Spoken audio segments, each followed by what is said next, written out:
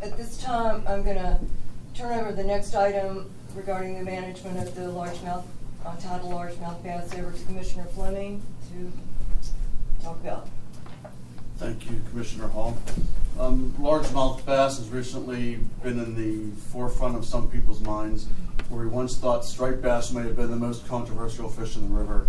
Largemouth bass is coming close behind it. My name is Commissioner Dennis Fleming. I'm an avid fisherman, part-time fishing guide, and have bass fished for a number of years up in the Potomac River, as well as many of you here in the audience. I was on the commission now for 7 years, and as I joined the commission, one thing I learned right away is a lot of what I thought to be true or had my beliefs turn out to be something else. And if you sit back and listen, you tend to learn a lot. And that's truly the case in fisheries, as Dr. Secor just recently talked about. And if you study fisheries in Chesapeake Bay for 20 years, one thing's for sure, it's going to change. So we sit here today and we always ask ourselves the question, whatever happened to those big bluefish that used to come in the Potomac River? Where are all the gray trout? What happened to our flounder? What happened recently to yellow perch in the tributaries of the Potomac River? Who would have ever thought that blue catfish or snakeheads would have shown up in the way they did in the last 10 years? Now we sit here discussing largemouth bass, and I know a lot of people here are very passionate about it, and you're passionate for a reason, because you, like the rest of us here on the commission, love the river. Some people love it too much and do it harm. Others love it just enough, but we're all here for the same reason. PRFC came out of a lot of criticism from a number of the people in the bass fishing constituency for a lack of, we'll say, action in reference to what is perceived to be a lack of fish in the river. And that very well may be the case, but we have yet to really quantify that. So for those of you who aren't familiar with the commission, let it be known that we are merely just a regulatory agency, and we tend to regulate those species which have the most commercial interest. That is crabs, which are the big money maker in the river, followed up with striped bass and then oysters. Our jurisdiction goes from a prominent piece of land in the Potomac River to the next prominent piece of land up the Maryland shoreline, down to Virginia. We don't own a boat. We don't employ a fisheries biologist. We rely on both Maryland and Virginia for our expertise, or in this case, the fellow who just came here from the University of Maryland. We're a regulatory agency.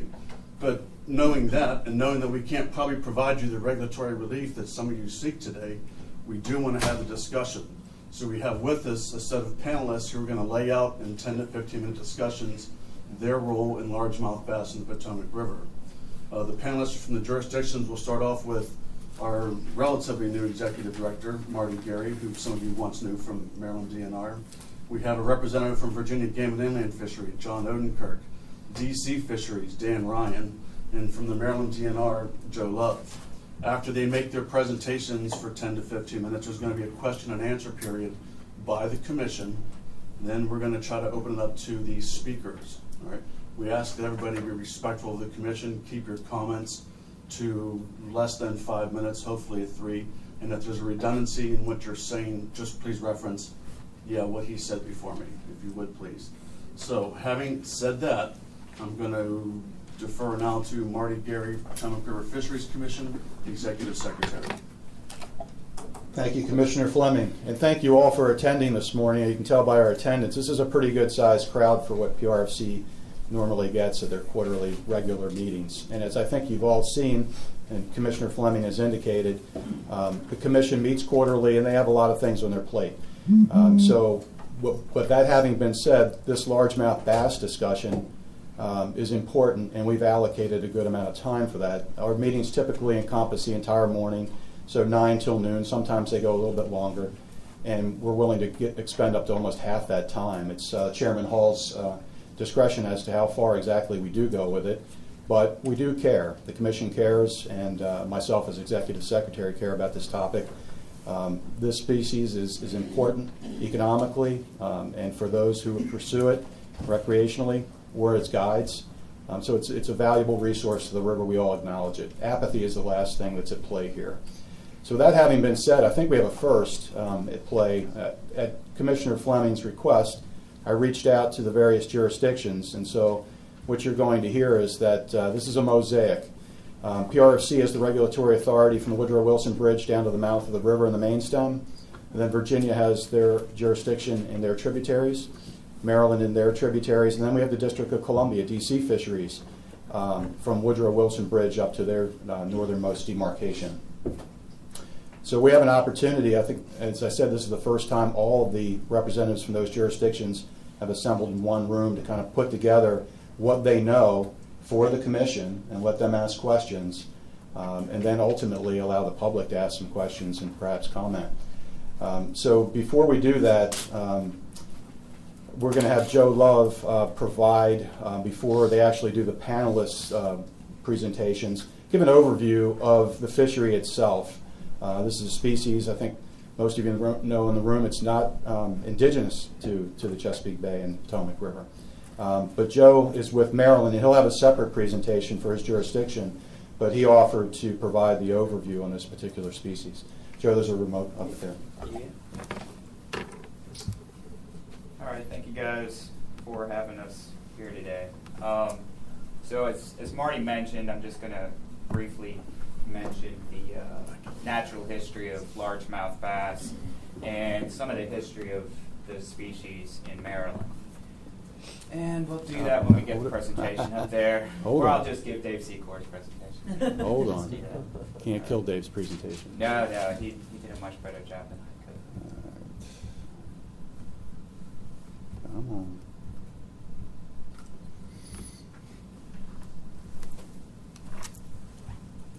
I can just tell you without pictures, I suppose.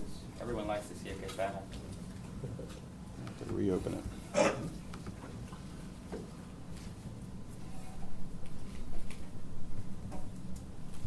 No, that's Hang on. yep, you got it. Is this the right one, Joe? No, sir. Okay, hang on. That's the one I'll be given after John and Dan go. All right, hold on.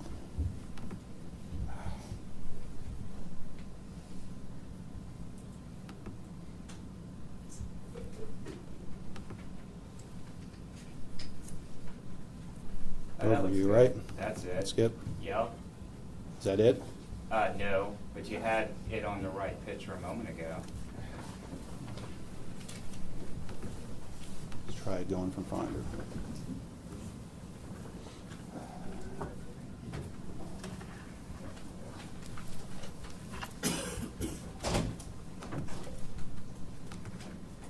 My apologies. You're good. But that's it right there. Please give us the right one.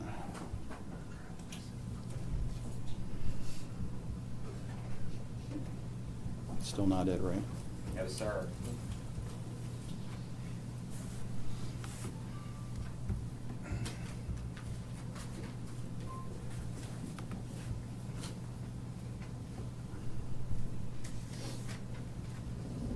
Let's try opening it from your email.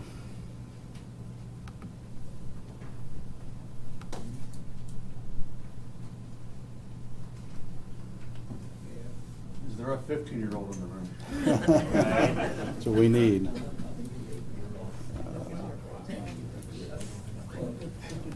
I do have it on a stick if you like to just run it from that. Let's try that. Do you have it on the stick? Yeah. It's just one big long presentation, but you just start at the beginning and I'll let you know when we're done.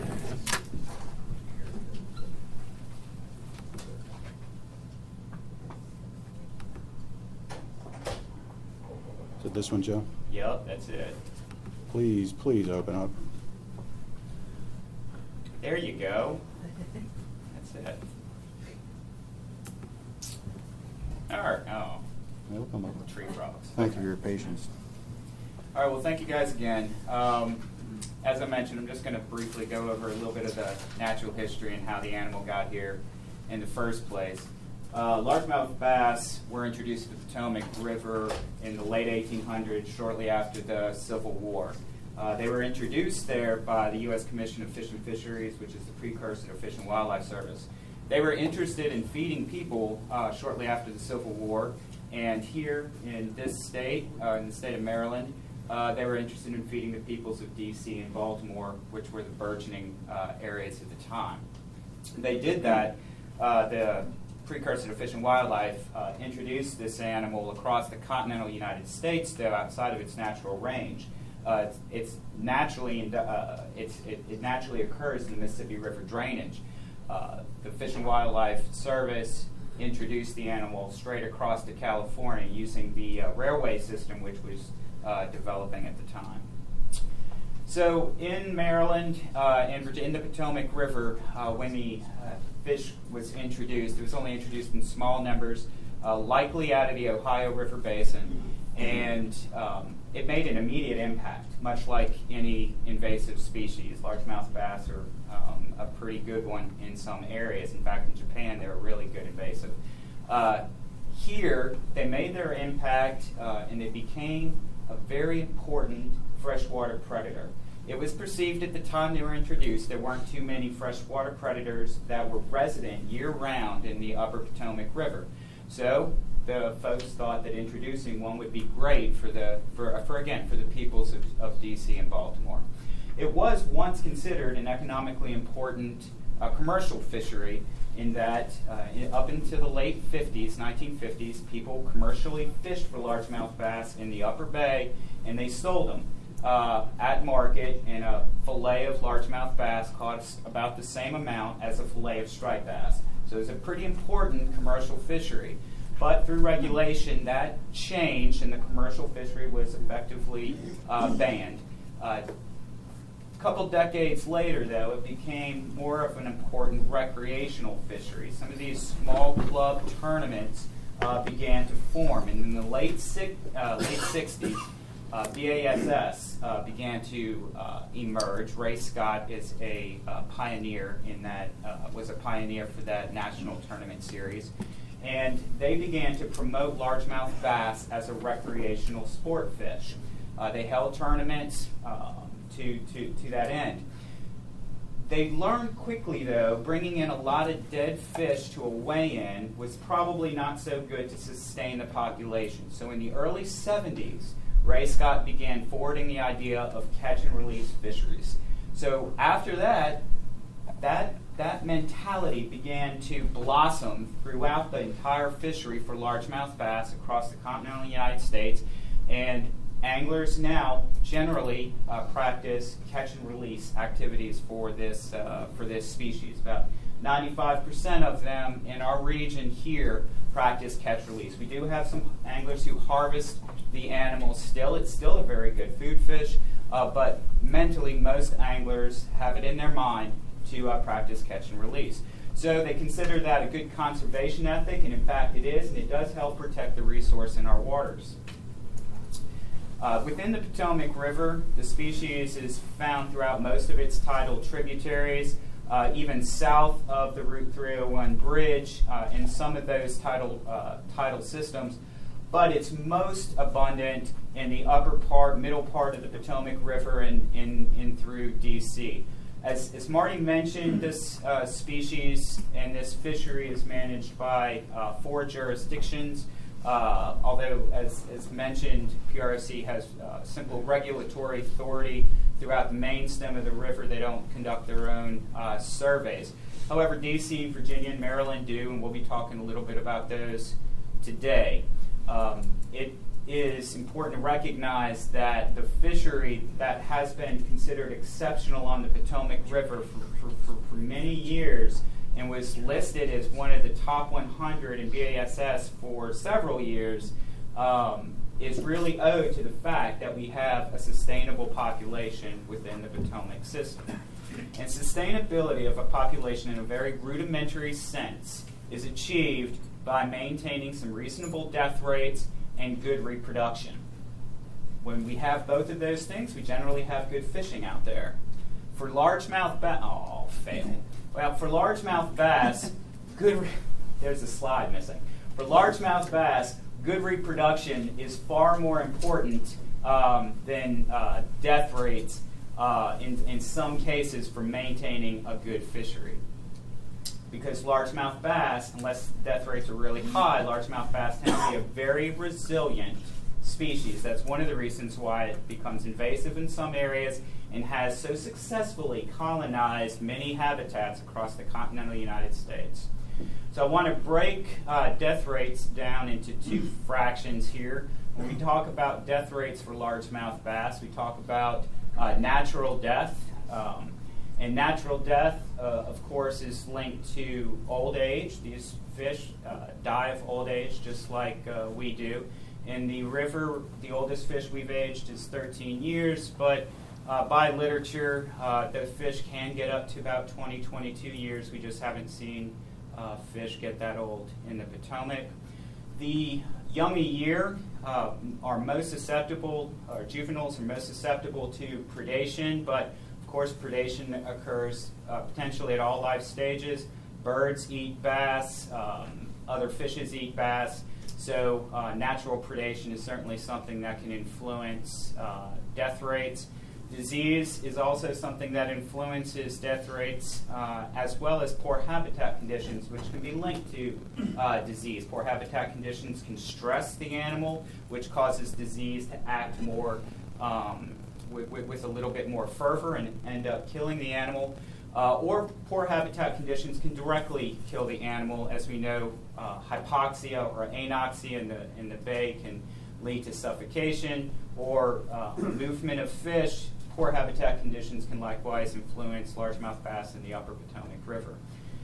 Death due to angling is something that is interesting for largemouth bass, because largely largemouth bass is a catch and release fishery. As I mentioned, some anglers do harvest the animal, so there is catch and immediate death. But not too many anglers do that. There is catch and release death. So if you're, and I put non-tournament there in parentheses because that's typically what we think of it, but there are plenty of tournament anglers who pre-fish and just practice catch and release when they're pre-fishing. So when the angler catches the fish, they're handling the fish, and then they toss it back. That fish could be gut hooked. That fish, which increases the likelihood that it might die, that fish could be held out of water for a long period of time. 5 people could be struggling to take pictures. It could be flopping around on the deck. And all of those things increase handling stress and possibly lead to infections and disease. And so there is a chance that that animal could die. Catch and retain death is one that we talk a lot about in my office, and these are associated principally with tournaments. So after the animal is caught, it's put into a live well. It's contained in a live well, which is just basically an ice chest that's built into the boat with some water. The water is often recirculated, and occasionally there are water exchanges within the live well. That animal could be carried around the boat for the full fishing day, perhaps, which could last up to 8 hours. Then the animal is brought back to a weigh-in area, removed from the live well, put into a bag, brought up to the scales, weighed, brought back down to the water, and released. There's a little bit of variation in how that weigh-in procedure occurs, but all of that adds additional handling stress for the fish and increases the probability that fish might die. So in this, the other flip side of the coin here is reproduction. So we recognize that fish die. People go fishing, it's going to happen. People eat the fish. People ate largemouth bass up into the 50s in the commercial fishery. That is offset through good reproduction. And reproduction for largemouth bass occurs, of course, as parents get together in the spring. This species is a nest builder, so the males build a nest and females may release eggs in multiple nests, but the males typically protect that nest from predators. Habitat's also important, not simply the number of parents out there. In fact, the fish really likes habitat. In fact, habitat plays a really important role in reproduction, more of an important role than the number of parents out there. That's borne out through research, and we've seen that in our own hatcheries. In fact, our hatchery biologists are starting to learn that you can have a small number of largemouth bass. If you put them in a really good hatchery pond, they're going to produce an awful lot of offspring. But if that hatchery pond ends up having poor habitat quality, becomes too murky, or perhaps they have a number of other problems out there in the hatcheries. If that happens, it doesn't matter how many adults you have out there, you're going to have poor reproductive success. So habitat is very critical in reproduction. These fish are spawning in March to May or June. We have a 15-inch season here on the Potomac River, 15-inch minimum size limit for largemouth bass during that spawning season, and that was enacted in the 1989 in a way to reduce the number of fish that are brought into a weigh-in area. So more 12, 13-inch, 14-inch fish are left in their spawning locations. Typically, larger fish spawn earlier in the year, and that's important because those fish that are spawned earliest often have a longer growth season. That means they get bigger and can escape predation better, or perhaps survive winter a little bit better. The fish tend to prefer, in these tidal rivers, they tend to prefer coves or embayments. They do spawn in a number of locations, though. They do prefer coves and embayments, and they do prefer spawning around some type of structure. In the river here, we have an awful lot of grasses, but there's also woody debris. Some woody trees may get downed, or perhaps around docks. Those types of things offer refugia for young fish, but they also offer the parent guarding those offspring a little extra cover. So it allows the male guarding this nest an ability to not focus on what's going around him 360. Instead, he can just focus on areas where there's not as much structure. So that's usually very important. Bass are very opportunistic, though. There are some bass that will spawn in old hires. So these are generally the preferences, but they are a very opportunistic species. And that's all I want to say about the life history. Thank you, Joe. So we'll transition next into the jurisdictional presentations, as long as my machine will work. And we'll start off with PRFC, but honestly, I can't add a whole lot more to describe the way PRFC functions on top of what Commissioner Fleming mentioned. And as he said, we don't have electroshocking boats. We don't have specifically trained experts in largemouth bass biology. Now, myself and Ellen Cosby, who's seated across the room, are both academically trained biologists, and we both came through. She came through VMRC, I came through Maryland DNR, so we are biologists by training, but we're not experts like Dr. Love and John Odenkirk, who'll be up next for Virginia Inland Game and Fish, and Dan Ryan from DC Fisheries. So we lack that, but I also want to let you all know that as Commissioner Fleming kind of mentioned how they operate, I think there's a little bit of a misgiving on how PRC operates, as we've had some criticism in local media and on message boards. This is the decision-making body. They are an appointed commission, 4 appointed members from the state of Virginia, Governor of Virginia, and 4 appointed members from the Governor of Maryland. They hired me. I work for them. I've had a number of people come up to me and they said, "But I thought you're the man." Appreciate the fact that you think I'm the man, and I like to be the man, but honestly, at the end of the day, this group here makes the decisions. Part of my job is to provide them with the information and coordinate information in a manner that they can make good decisions. And I think that's part of what we're doing today. We're getting information to the best of our ability on this very important species together, allowing them to hear it, and there may or may not be a decision to make, but they're going to hear it and they're going to be up to speed, and they are the decision-making body. So I just want to make it clear to those that walk away today, you understand how we operate.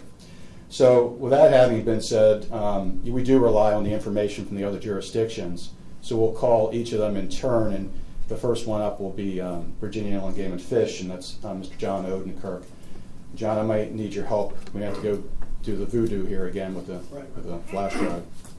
Well, you're getting that ready. First, thank you for the vote of confidence. I'm not an expert in anything. Just like Dave Seeker, I'm still learning. So I've been doing this for almost 25 years. My name's John. I work out of Fredericksburg for Game and Fish. With another biologist, we cover a lot of water. We've got about 12 counties. We cover the Rappahannock River in addition to the Tidal Potomac tributaries, and I've got Lake Anna. So we've got a lot on our plate. While he's working on that, it's ironic, I guess, in some respects, because prior to 2004, which we all know 2004 is the year the northern snakehead showed up, we didn't do a whole lot on the Tidal Potomac. We did some surveys now and then. But the impetus of the snakehead showing up and us saying, gee, maybe down the road there might be some issues, we kind of ramped up our survey and implemented a design that allowed us to add that to our schedule. So, yeah, that's fine. We can start there. This is the other biologist. That was the other biologist, Mike Eisen. That's yeah. And you can advance it with that, and you also have a laser pointer in the middle if you need it. Okay. So together with Mike, basically, the waters I just referenced, the tidal tributaries on the Virginia side from D.C. down to Stafford County. Once you get down below Stafford County, you're out of my work area. You're out of what we call Region 4, which I typically work out of Fredericksburg, and you're down in Bob Greenlee's work area. You see in the back next to me, he works out of Charles City or a Williamsburg office. And in the Colonial Beach, technically we're in Region 1 here, Bob's area. But most of what we're talking about, the tidal bass fisheries in the upper Potomac, at least as Virginia is concerned, you're in my work area. So anyway, the creeks that you'll be seeing some data here shortly, and I only put 3 bass graphs in. I didn't want to bore you to tears with bass graphs. But the first one you're going to see is a conglomerate, a catch rate of adult fish during the spring. And that conglomerate is of those 5 creeks up there. Little Honey Creek's the northernmost creek, Quiet Creek in Stafford County is the southernmost creek. Those are the creeks that we have the most data for since 2004.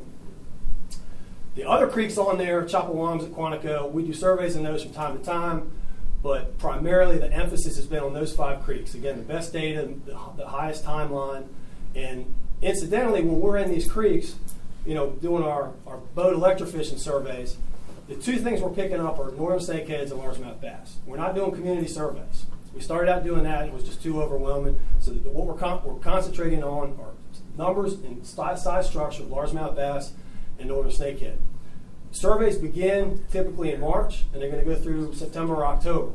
The data I'm going to present about largemouth bass are exclusively spring numbers, April and May, because we feel like that's when we get the best representation of unbiased size structure, and our catch rates are the best. The fish are congregating to spawn, they're shallow, there's no SAV up yet, and so we feel like that gives us the best descriptor of that particular population. So again, boat electrofishing, I think all the data you'll be hearing about today are collected with boat electrofishing, although not necessarily in the spring.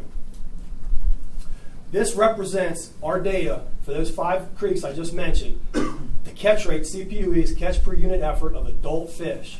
And notice the y-axis, typically we're in the 50 to 100 fish per hour range of our boat electrofishing mean catch with the standard error bars associated with that. We have data for each year since 2004, with the exception of 2011. What you can see, generally speaking, is what we think is a good trend. We're not seeing a decline in the number of adult bass in the Virginia tributaries. In fact, you could say, well, if you did a linear regression on that, it actually is increasing. You could say in the last decade, the most recent portion of the last decade, our average catch rates are higher than they were in the beginning portion of that decade. We view this as a good trend. Until I started hearing some message boards things, I was actually quite surprised that people were complaining, because we hadn't seen any issues, and the people I was talking to hadn't seen any issues. So, but again, this is from 5 creeks in Virginia. A lot of them are used heavily by tournament anglers. They're heavily, typically when we're out working, we'll see a lot of boats, talk to a lot of anglers.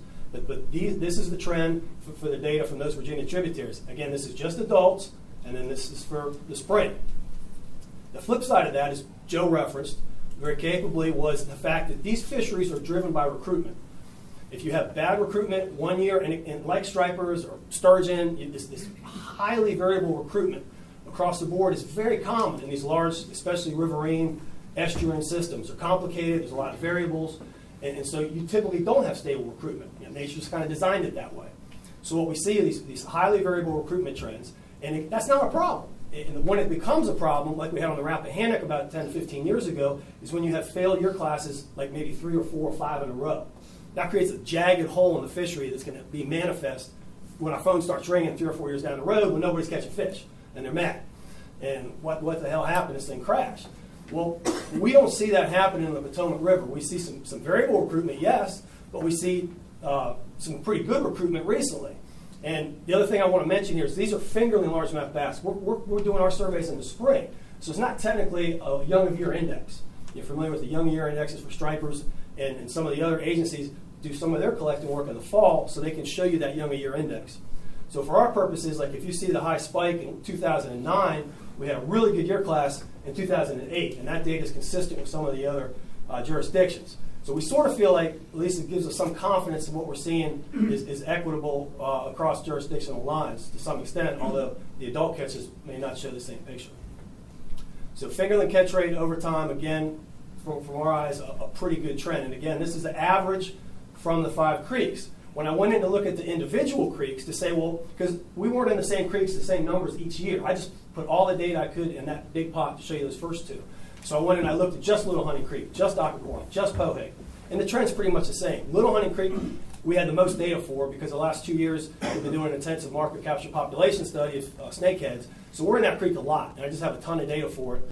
And that's one of the reasons that error bars are a little tighter there, because we have a bigger sample size. Hopefully, the less variability in your data in terms of your plotting it out and give you some significant relationships.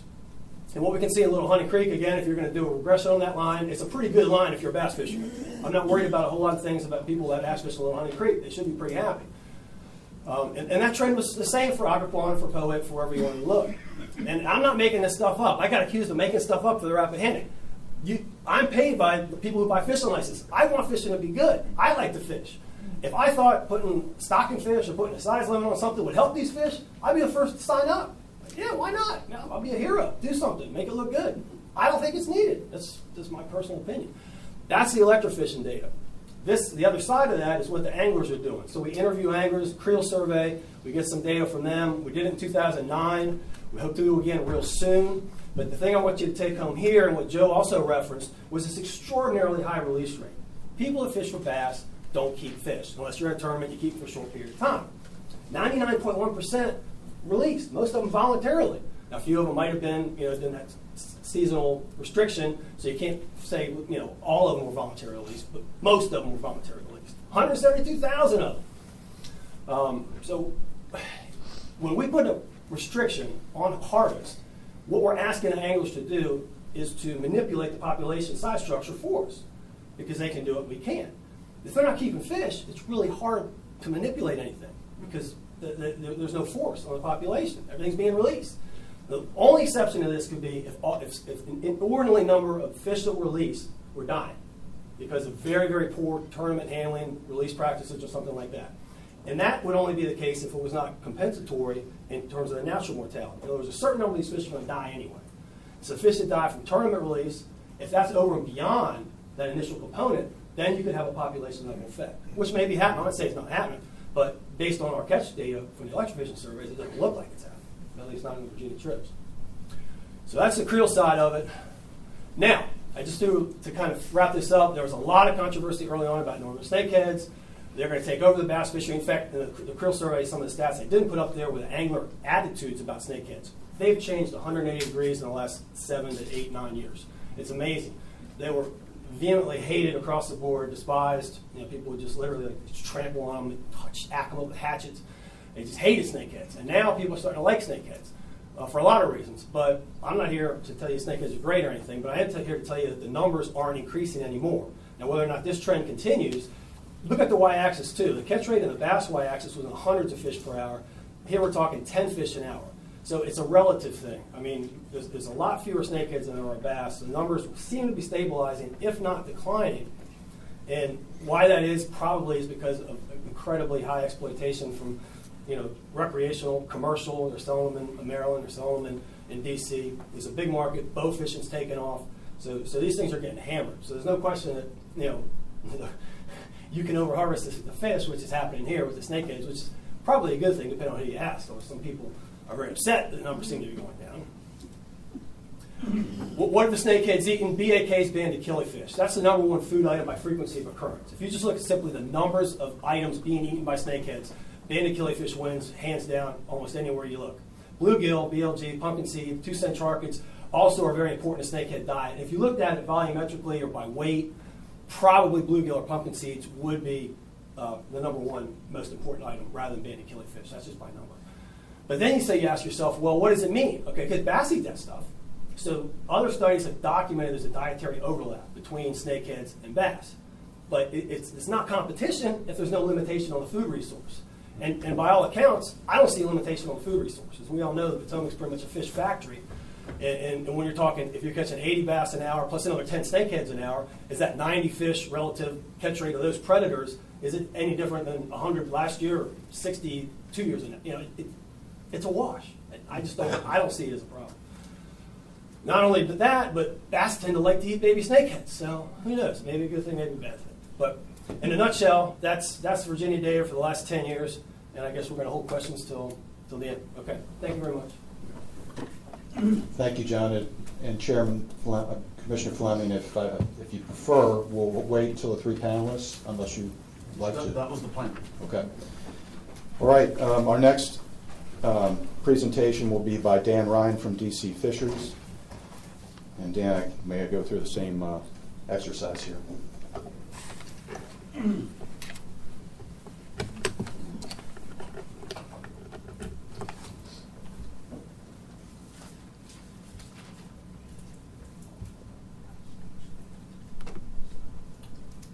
While Marty's pulling that up, I'd like to say good morning to all the commissioners. For those of you who don't know me, my name is Danny Ryan. I serve as the Fisheries Branch Chief for the District of Columbia's Fisheries and Wildlife Division. So thanks for having me, and I look forward to speaking to you about largemouth bass. Okay, let's see if it finds it here.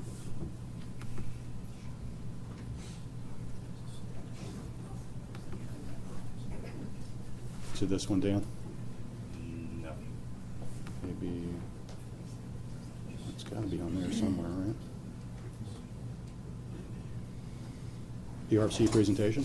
Yeah, it's the next one over, Marty. This one here? Yep. Thank you.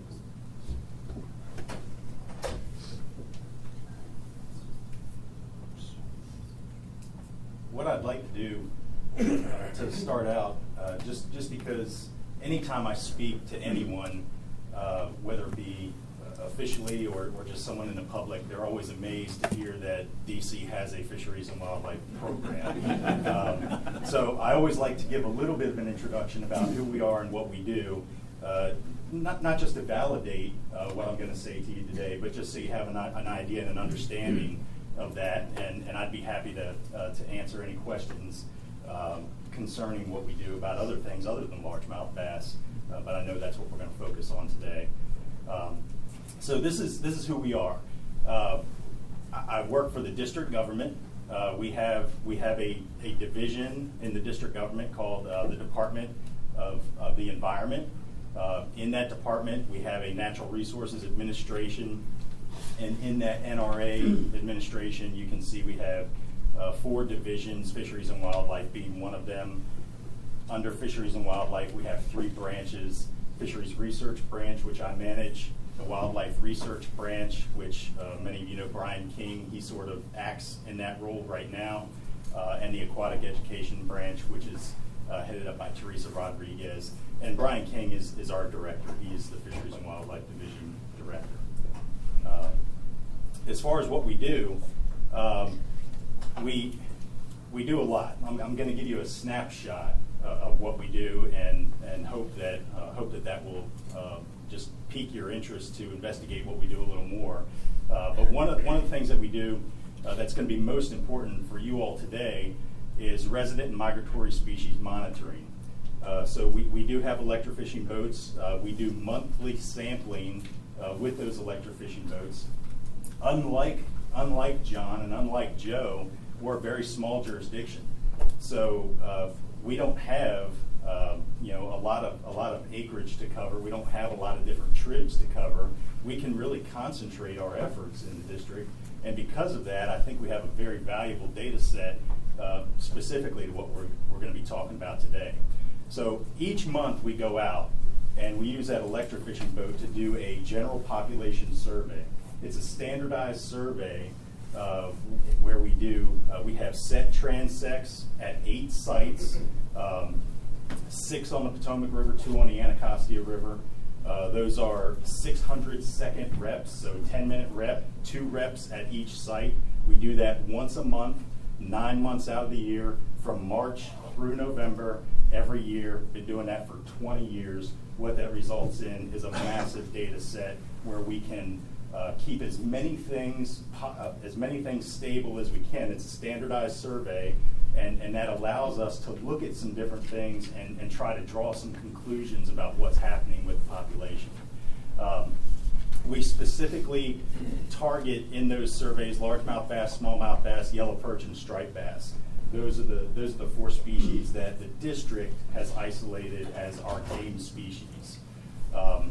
In addition to doing that standardized survey, we also do a host of tagging studies. We work cooperatively with U.S. Fish and Wildlife Service to put the body anchor tags in large spawning striped bass. You can see that body anchor tag on that striped bass. We also use pit tag, passive integrated transponder technology, to tag all of other game species. So walleye, muskie, smallmouth bass, largemouth bass, any of our resident fish that we would consider a game species, they would receive a pit tag. And we'll talk a little bit more about the pit tag studies here in a minute. We do acoustic telemetry. So all of those receiver beacons that Dr. Secor highlighted from the 301 bridge up, those are all DC beacons. So we tag, each year we tag striped bass, northern snakehead, and blue catfish, and monitor their movements, not just throughout the district, but also throughout the main stem Potomac, to see if we can figure out what's going on with migration patterns of our anadromous species, and also the movement patterns of these new invasive species. We do invasive species monitoring. So we work cooperatively with the Invasive Species Task Force, targeting snakeheads, where John's study concentrates on snakeheads in Little Hunting Creek. We concentrate our efforts in our tagging program in the Anacostia. We also do diet study, content analysis on blue cats, and we've been doing that for several years. We also do stock restoration. I apply for a permit with PRFC every spring. We go down and set gill nets and collect brood stock from around the Marshall Hall area. We collect those eggs and take them back to a small hatchery in Anacostia Park. And each year we release about 2 million yolk sac fry into the Anacostia. What species? American shad. Thank you. And just to get back to that largemouth bass pit tag study, and this is where we'll sort of move into what we're going to be talking about today. We started pit tagging in 1997. We have deployed pit tags in over 11,000 largemouth bass. We have recaptured nearly 2,000 of those fish. Of the nearly 2,000 fish that have been recaptured, 90% of those fish were recaptured at the same site where they were initially tagged, which shows a high propensity towards site affinity. So that has been very, very valuable. It's also, and I'm not going to show you the graph because it just makes us look bad, but we've used the pit tag data to gauge how effective we are with our scale age analysis. So every time we catch a fish that has been at large for a number of days, we can use the information from that fish to mark it against our own aging techniques. And surprisingly, to all of my biologists, the pit tags are better at aging fish than we are. We also do a juvenile index for largemouth bass. This again is a 20-year data set. It involves a 100-foot beach seine at 6 seine sites, 4 on the Potomac River, 2 on the Anacostia River, and we'll get into that data in just a little bit as well. And we're going to move into some general population trends right now. This first graph, this is from our general electrofishing survey. So this is that survey where we go out once a month, same 8 sites, same transects, same amount of time shock, We keep as many of the variables constant as we can so that we can get the best ideas possible of what's going on with the population. You can see that we started this in 1995, and there we are in 2014. You can see that the population, if you look at it over the entirety of the survey, it does reveal a declining trend line. You can see that we had a peak of relative abundance, and what that relative abundance is, it's just a different way of expressing CPUE. That's the average number of fish. That's the average number of largemouth bass that we would collect in one 10-minute shopping run. So you can see in the early 2000s we were at a peak, and I'm going to try to explain that to you, why that peak is there in just a little while. But the important thing that I think we need to look at in terms of the discussion today is taking a look at the last 11 years, from 2004 to the present. If you look beyond that peak, relative abundance in the District of Columbia has been relatively stable. So we haven't seen any major increases or decreases. It's certainly not where I would like to see it, because I'm an avid bass fisherman myself. But our data does not reflect a dramatic decline, at least not yet. If I could, well, I'll go back to that one in just a second. Let me give you a quick characterization of the Young a Year Index. So this graph is the history of our seining survey. So each of those points would represent the average number of largemouth bass that were collected from a haul seine effort, each haul seine event, each pull. So you can see that the overall trend is increasing for young of year production, and you can also see that it varies wildly from year to year. 2011 was really way down. I have some theories as to why that is. I think it has a lot to do with springtime flows, especially where we are in the district. We have a much more channelized type of habitat that the bass can utilize. We don't have the big expansive spawning flats that you do once you get below the Wilson Bridge. So big springtime rain events affect us much more than they do below the 301 bridge, or I'm sorry, below the Wilson Bridge. Now, if we could go back to, this is just a recreation of that initial graph that I showed you that displayed the relative abundance. The blue line is that relative abundance, and you can again see that big peak right around 2001. The green line is annual SAV acreage. We began using GPS technology to quantify SAV acreage in 2002. I began this project back then. I've been with DC Fisheries since 1997. In 1997, we were using plugger units and backpack Trimble units, and it just wasn't feasible to take a $30,000 piece of equipment out on the water and get it wet and ruined, and there goes your project. So, in around 2002, with the invent of handheld GPS devices, we started to incorporate acreage calculations in our SAV ground truthing. So that's another thing that we do each year.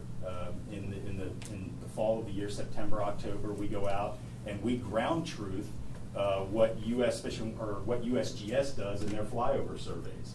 So they along with VIMS will map that Potomac data, but DC Fisheries is actually on the ground identifying the species and verifying what they think they're seeing in the flyover. So in 2002, you can see that we had 700 acres of SAV. That fall, I believe that fall we had a hurricane, and if I'm wrong on that, I'm not wrong on this. The spring of 2003, we had record rainfall in DC. We had record flow rates coming through the U.S. GS gauge at Little Falls, and we had that for months on end.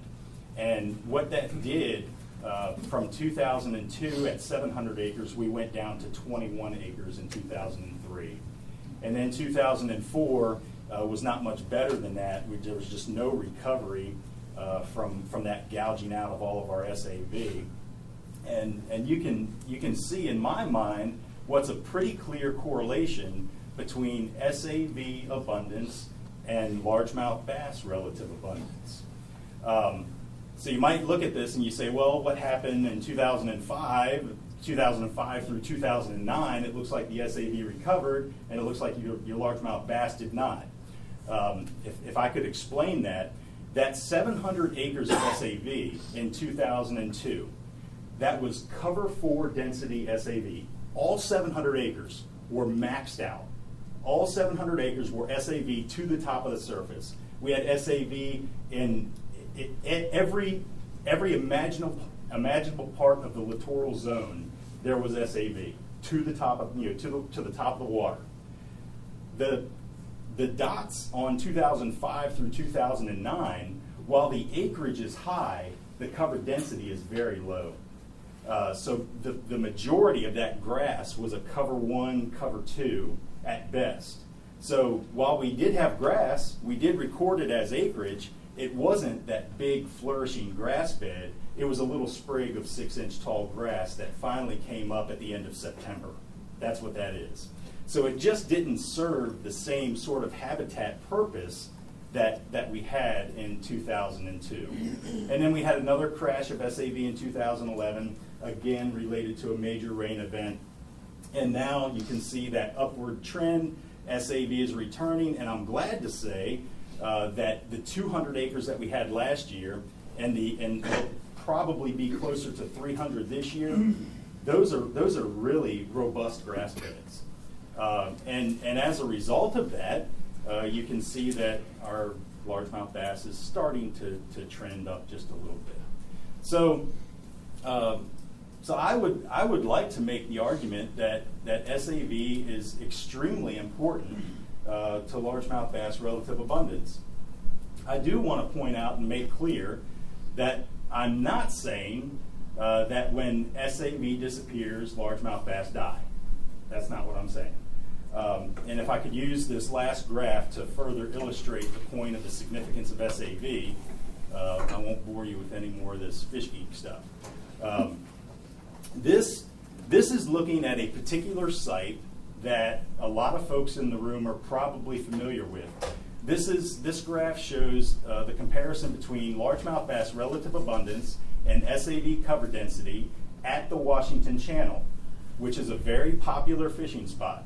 At the Washington Channel, as you move into the channel on the right-hand side along the Fort McNair wall, there's a 5-acre area of shallow habitat or shallow littoral zone that frequently is jam-packed with SAV. And you can see that from the years 1994 through 2002, that grass bed was there, and it was at a maximum cover density of 4. So on the right, you see your SAV cover density. 4 is as thick as the grass can get, and then it goes down from there on a scale of how robust that bed is. It can only be a 1, 2, 3, or 4. So for those years, we had a cover density 4 at the Washington Channel, and we had really good relative abundances of largemouth bass. The other thing of note to note here is that this graph displays only bass that would have been keeper bass, that is 305 millimeters or greater or 12 inches or greater. So I wanted to highlight that for the purposes of this talk. So you can see the relative abundance of keeper largemouth is pretty good in those years. In 2003, 2004, we had that crash. The Washington Channel was one of the areas that retained a little bit of SAV.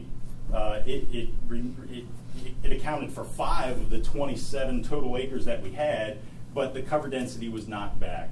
In 2005, the retreat of SAV in the Washington Channel continued, and by 2006, for some unexplainable reason, and I still don't know why, the grass disappeared in the channel, even when it was starting to recover in other areas of the river.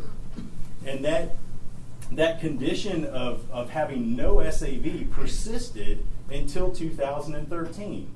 I don't know why the grass disappeared. So let me just get that out of here, on the table now, because that'll be a question later. I don't know why it disappeared, and I don't know why it came back.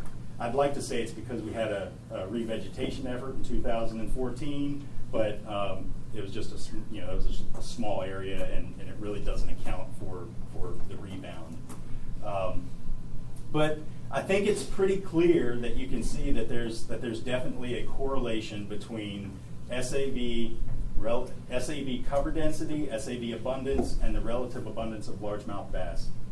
Now, getting back to what I said a moment ago, I'm not saying that in the absence of SAV, those fish die. What I'm saying is that in the absence of SAV, there are less frequent encounters with this standardized survey that we do that really targets the same exact area that a lot of bass anglers do. So that survey is done, right? It's done in the littoral zone, less than 6 foot of water, same transect every year, every month, year after year, and those are the areas that bass fishermen are going to target. So in the absence of that grass, those bass are obviously moving out of that habitat and going to other areas where anglers are probably much less successful at finding them. So I think that's about all I want to say about largemouth bass. Certainly feel free to ask any questions about that when the time is appropriate, and please visit us at our website and learn more about us. And thank you for inviting me today and for your time. Thank you, Danny. And next up will be Joe Love again to give his presentation for Maryland DNR. And while we're switching gears again, Joe, that other presentation's on that stick? Yeah, stick, you could probably just pick up where we left off. All right. While I'm loading this up, I'll just say I appreciate it. I hope everybody else did. Dan Ryan explaining who DC Fisheries was and what they do. And I'd just add to that, Dan was part of the Bay jurisdictional team up at ASMFC in Mystic when we had the epic discussion on striped bass management, which we'll get to later in the meeting. And I got to tell you, and I'll just speak for myself, but I was very glad to have his professionalism and his experience at the table with Tom O'Connell and John Bull's designee Rob O'Reilly. I thought we were a good team and fought against daunting odds and came away the best we could, and I think Danny brought a lot to the table there. Sorry, we're going to go ahead here, Joe, and hopefully get this up here.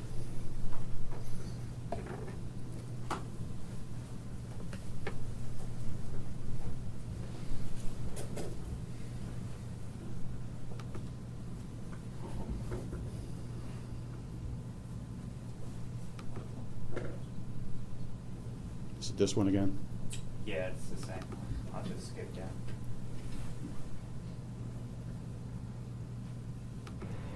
Wait, that's not it, Marty. That's, Try this one. yeah, try that one. That's good. Thanks. So I'm the tidal bass specialist for Maryland. So I work in tidal rivers, and I'm not here alone. My chief of inland fisheries is here. He's been working on the river for a very long time, and he is actually retiring this year. He's been in office for 42 years. And our southern region manager is here as well, and she has a fairly long experience with the Potomac River, and I think both of them could add some insight to you guys' questions as well. But I'm here representing Maryland DNR with our data set right now, and just to provide a little bit of background, I did want to mention that in 2012, in the fall, we were getting comments that fishing wasn't so good. We have a fall survey, and but that's not the only work we do. We do a lot of invasive species work and other types of projects on the river. And when we're out there, anglers talk to us. So I got personally comments back from anglers that I saw on the river at extremely popular ramps. I would get phone calls and emails as well. And since then, we've been getting comments about poor fishing on the river. Things haven't changed. Steve Jaconis, who is here today, has been really helpful with working with us. He attends our roundtable in February to discuss management strategies for the bass fishery. And in 2013, he mentioned that springtime fishing was good, and I think that's a point I'll reiterate later. And he mentioned that perhaps fishing difficulties later in the year were related to the increased density of grasses. Perhaps anglers are having a tougher time actually getting the fish because there's so much grass out there. And in that case, the grass I'm referring to is hydrilla, which is very different than milfoil or our native Vallisneria that's out there. Architecturally, they're very different plants. This past year, the tournament director for the FLW College Series, who comes here every year, we go to the tournament, we work with them intimately, and he mentioned to me for the first time that since I've been working with him over the past 6 years, that they didn't catch him that well in the fall. But like I said, they have a great tournament with no other problems. But not all anglers, were not catching fish. We had several anglers. This young gentleman reported a 5-pounder out of the river in 2013, and this young lady reported bass catching up to 16 bass in 2012. So not all anglers were reporting poor catches, but those reports are somewhat subjective, and we only get them when we get them. So we have a number of objective ways of obtaining information.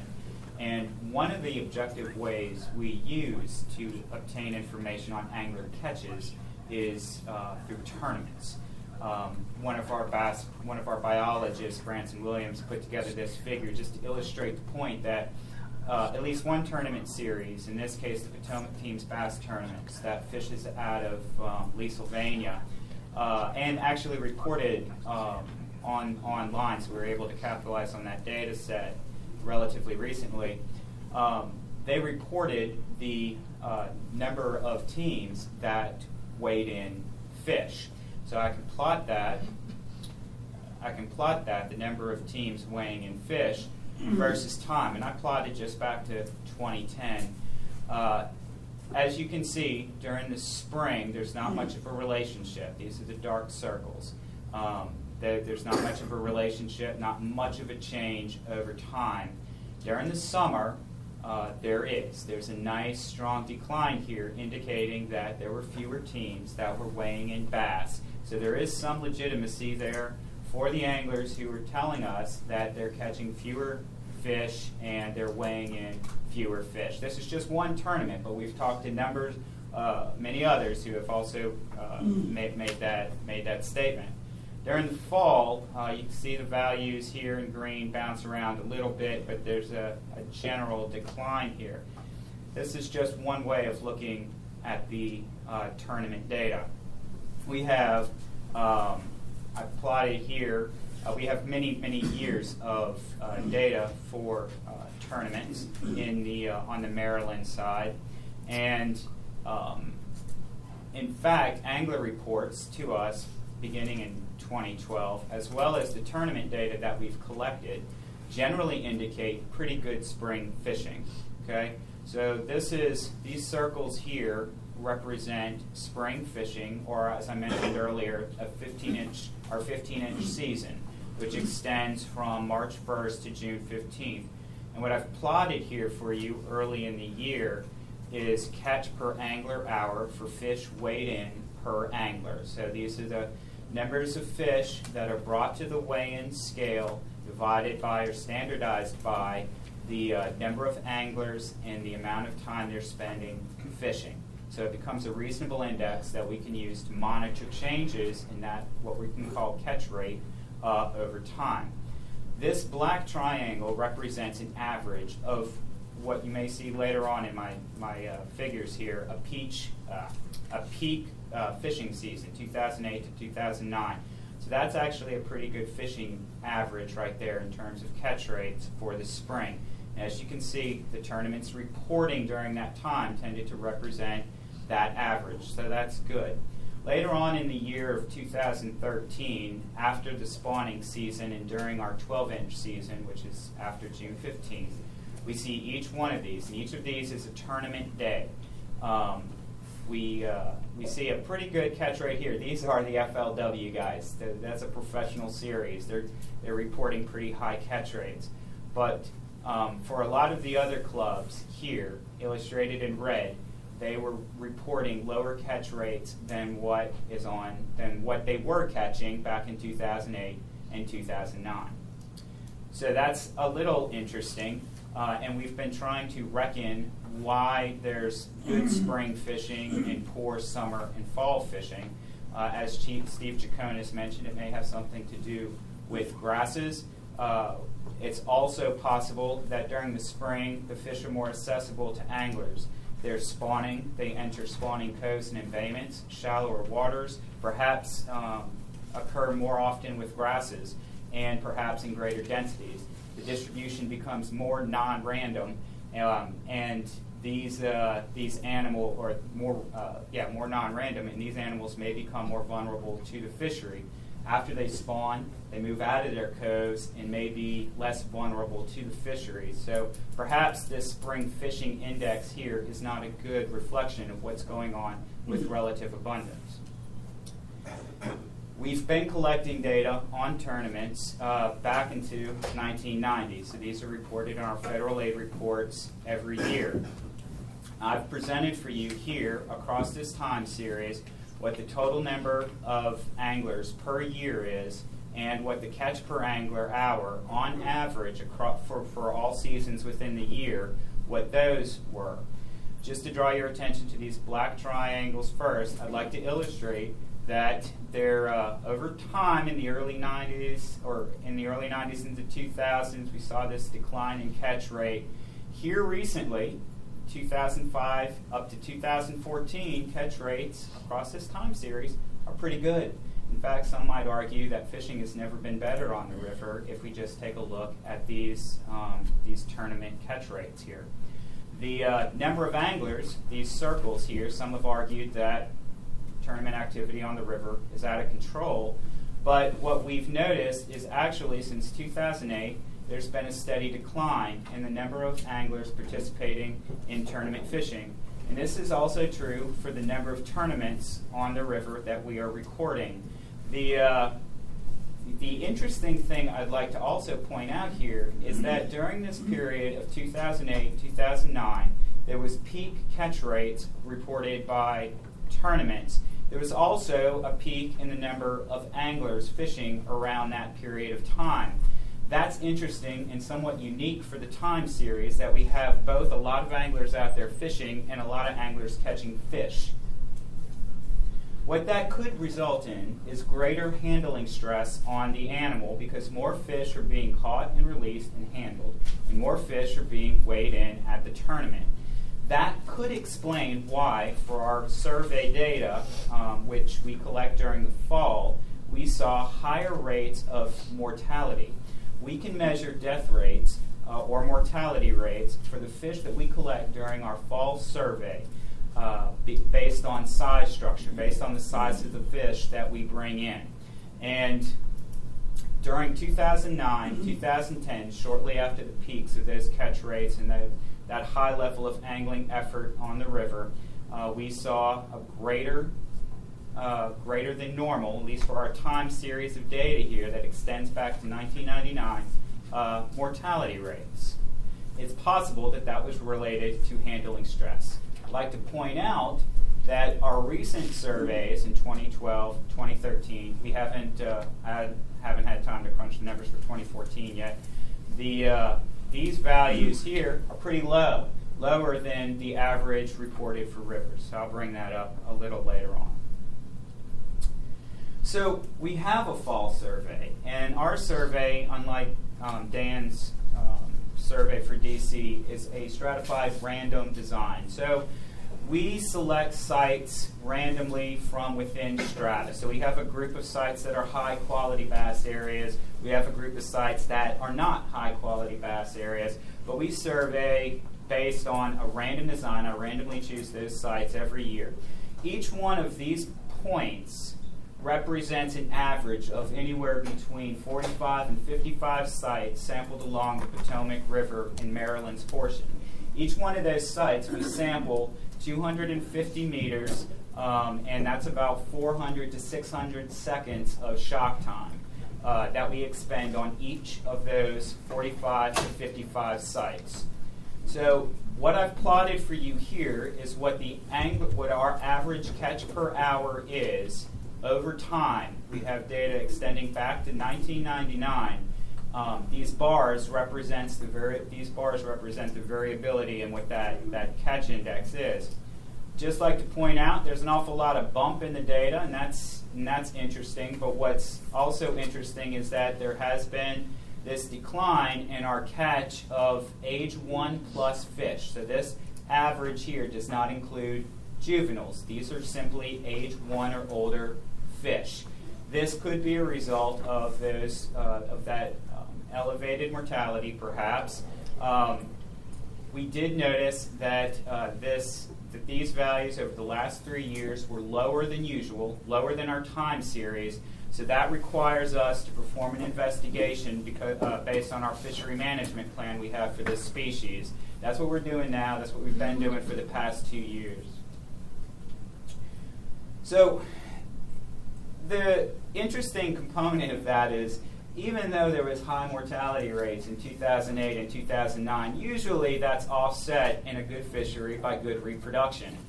And what we've observed, unfortunately, is that there was not good reproduction, or not as good of reproduction on the river as usual. In 2012 and 2014, I've plotted here the catch per hour of juvenile largemouth bass. Each one of these points represents that number of juvenile bass, the catch per juvenile bass in high quality largemouth bass areas, or prime sites here. Okay, so these are high quality areas only. And what we've seen is that our catch index is usually bouncing around these values, but since this period of time, 2012, we've seen lower than normal reproduction on the river. Why is that? We're thinking that that's tied to grasses, as Dan mentioned. Just to illustrate that, I've plotted here what the grass distribution was based on VIMS data for the tidal freshwater portions of the Potomac River. These values, this is 2009, a period when there were high catch rates for bass, and 2012. 2011, there were some sharp decreases in grass cover on the river, and you can see that as between these two figures. A lot of grasses up here were lost. We don't see those grasses any longer. It's tougher to see grass loss in some systems like Mattawoman Creek here and here because of the scale of the figure here, but there was also grass loss in some of those larger systems. Why was there grass loss? Well, we've been asking that question. I contacted USGS, and I've been talking to our own people about that. And we think that a lot of it, as Dan mentioned, could be related to flow characteristics. In 2011 here, we had a tropical storm, or a couple of tropical storms, as I understand it, and that could have influenced grass distribution as well. This is the area of SAV in hectares across time as reported by VIM. So just another way of looking at the grass data distribution. And as you see, there's a peak here in grass availability. And again, catch rates were high for anglers around that period of time. But then we saw this. They didn't measure what the grasses were in 2011 because of the water clarity. But here recently, we've noticed from VIMS, as well as our own surveys, because during the fall, we write down water quality information, and part of that includes grasses. We've seen fewer grasses during these past couple of years. So, how are things going to look for the fishery? we've been knowing, what we know is that even at low levels of SAV cover, certainly reproduction can be successful, but the population growth can be slowed. And in a fishery like the Potomac and the Upper Bay, which are heavily fished areas, reproduction is very important for sustaining that population.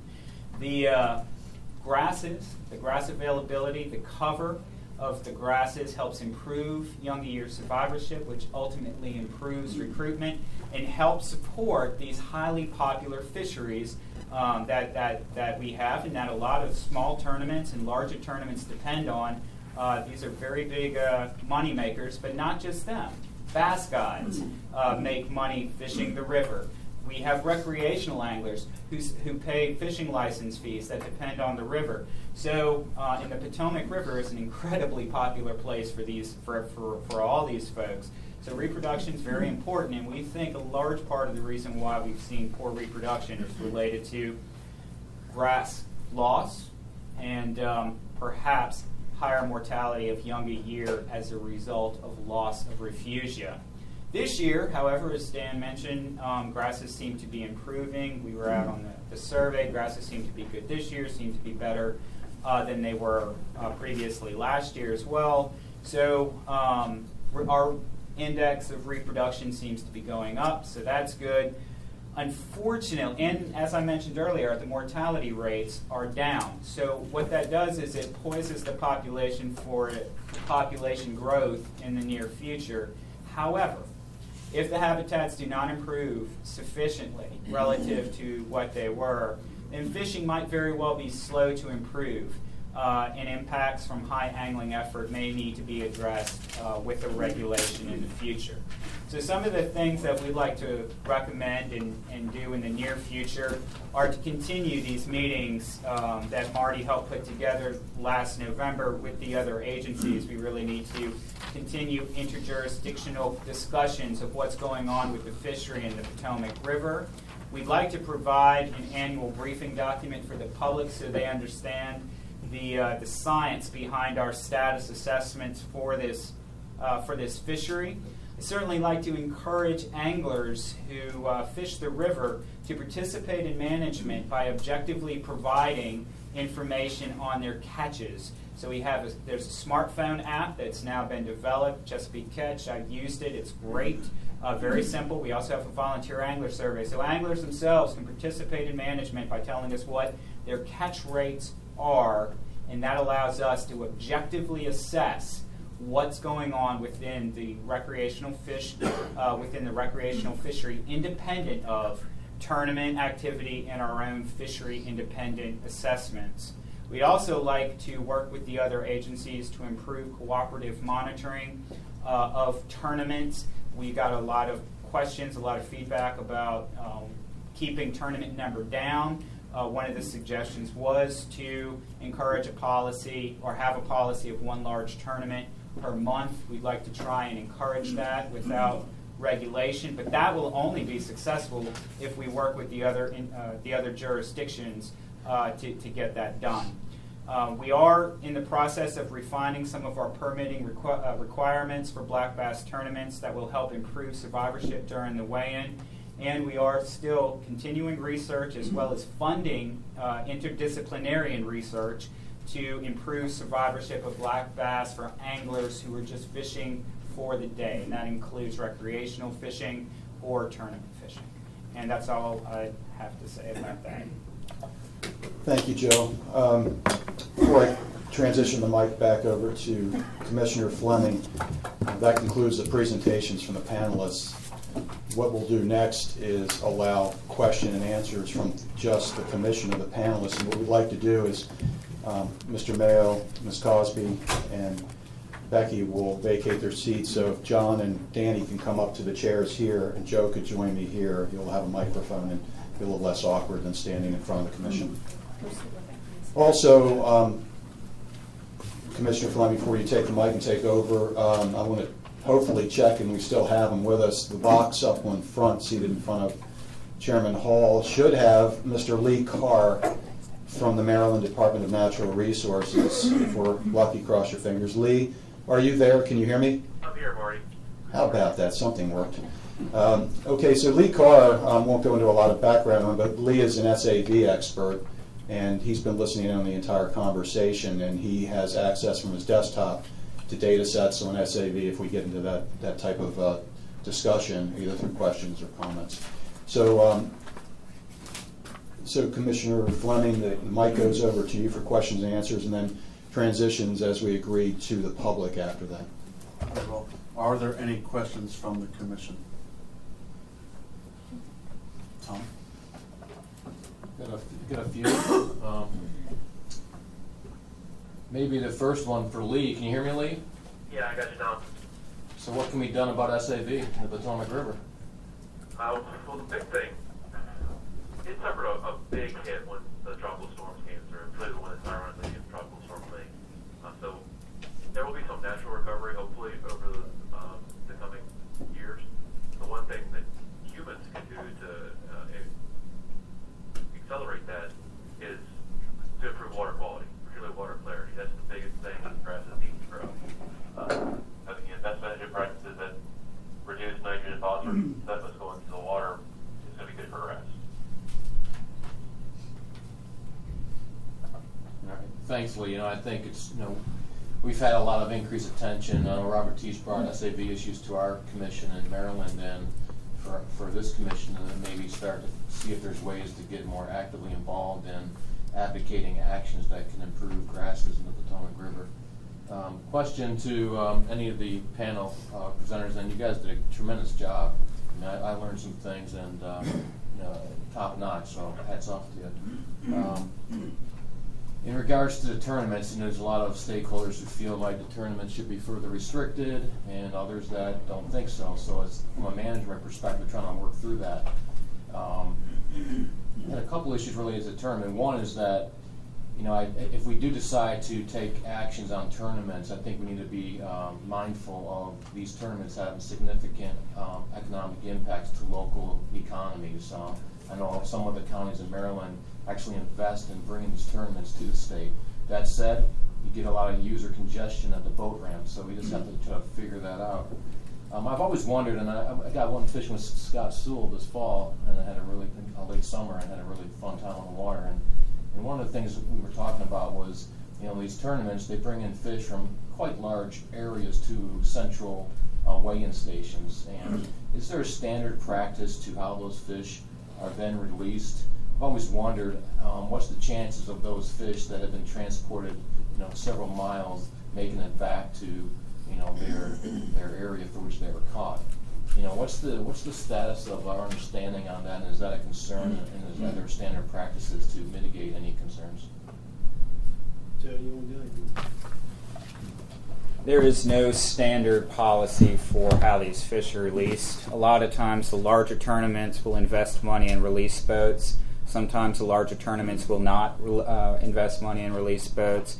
The location where the fish are released is not standardized. It can be at the discretion of the tournament director currently.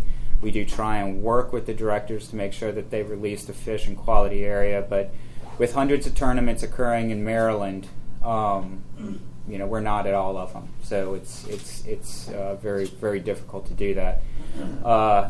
In terms of where the fish go after they're released, there have been numerous studies, one by Scott Siebold here in the Potomac River, as well as one in the Upper Bay, and telemetry studies. But they've occurred across the United States. It's a very popular issue, and in summary,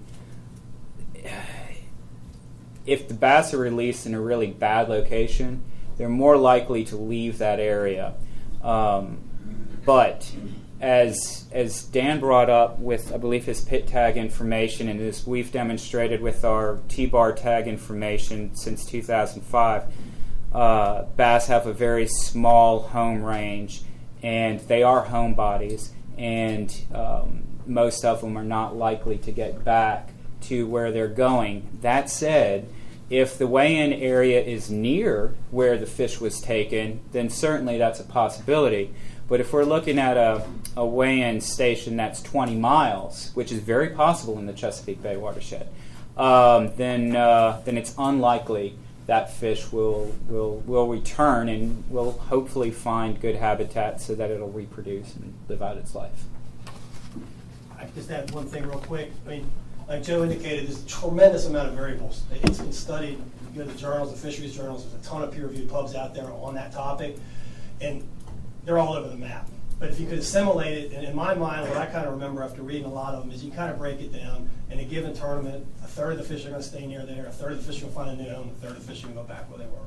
And that's some of the most simplest terms to describe it. If I could just add on to what these guys are saying, I threw that 90% out figure, and some of you are probably wondering, well, how in the world do you get 90% of the fish to return? In the district, we're really operating in a system where we don't have a whole lot of tournament pressure. So we don't have a fishery where our fishermen are coming up there getting DC bass and taking them out. That used to be the case. It's not so much anymore. Pressure in the district has greatly reduced. We don't see the tournament boats like we used to in the 90s. So that's why that pit tag study has worked for us the way that it has, and that's why our recaptures show that strong site affinity, because we're not dealing with the same set of circumstances that the other jurisdictions are. Tom, are you done? Okay, Commissioner Bull. Thank you. I'd like to echo what Tom said. This has been pretty extraordinary. You all pulled in a ton of information here. It's been very informative here. We have kind of a basic question here, and Danny, you just kind of hinted at it. Do we have any data or any sort of sense whether or not fishing pressure has increased or decreased on largemouth bass in the last, say, 10 years? From DC standpoint, our best guess at that would be looking at licensed sales. In particular, we sell more non-resident licenses than we do resident licenses. So it's pretty easy to assume that a large number of those licenses have been sold to anglers, probably a pretty good chunk tournament anglers that get that DC license just in case they need to run up to DC to try to catch a hammerfish or something like that. But our license sales have been steady over the last 5 years, really no increase there.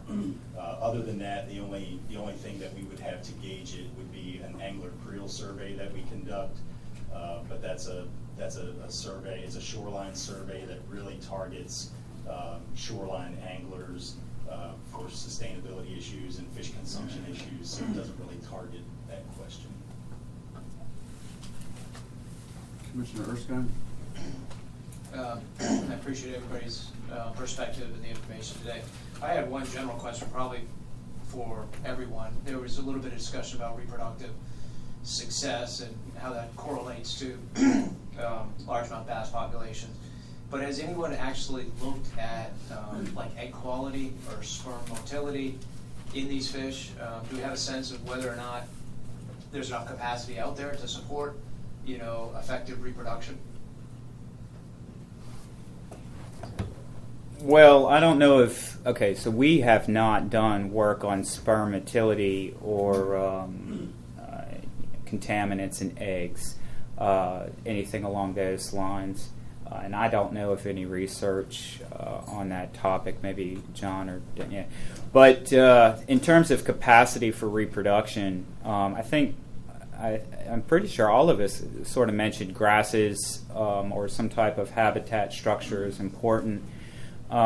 These fish are opportunistic, so they're likely to spawn in areas where there's no grass. The problem is when these fish spawn in those areas, if there are predators around, and there are, then those young fish are more likely to die. So reproduction at the at going into the next year of life is going to be low. I mean, there are going to be fewer young years surviving. So capacity could be tied to available structure. We've seen that I've plotted the availability of grasses to our juvenile indices, and there is a general positive relationship, but there's also a lot of variability there because there are other factors that influence whether young year fish survive or not. Some of it might be when the adults spawn, what type of year we're having, what the flow conditions are like. So there are some of these macroecological issues that could be influencing how good of a year we have for largemouth bass, as well as some of these micro-habitat scale issues, such as the availability of the density of grasses in a particular location and what predator densities are. So it's a fairly complicated thing, but in terms of looking at the physiology of sperm motility and eggs, now we haven't done that. And Commissioner Rice. Thank you, Dennis. Not so much a question, but maybe a couple comments. Number one, that was a fantastic presentation. Even I understood it. That might, say something. But I think one thing that kind of jumps out at me is that we're talking about a species that we basically don't take out of the water, that is released. And it tells me that nature plays a huge role in the success and failure of all our fisheries.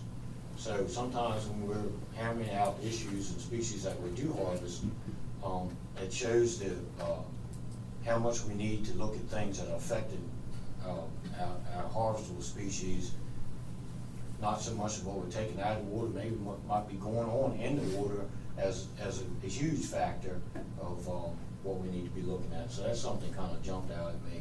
And I kind of think I might want to save my question opportunity for when we hear from some of the actual fishermen and see what maybe their concerns are, because I always feel that the people in the field can have a better handle on what's going on. I think the unique thing we're looking at with these fish is that it's been said before, they're homebodies, they don't move around.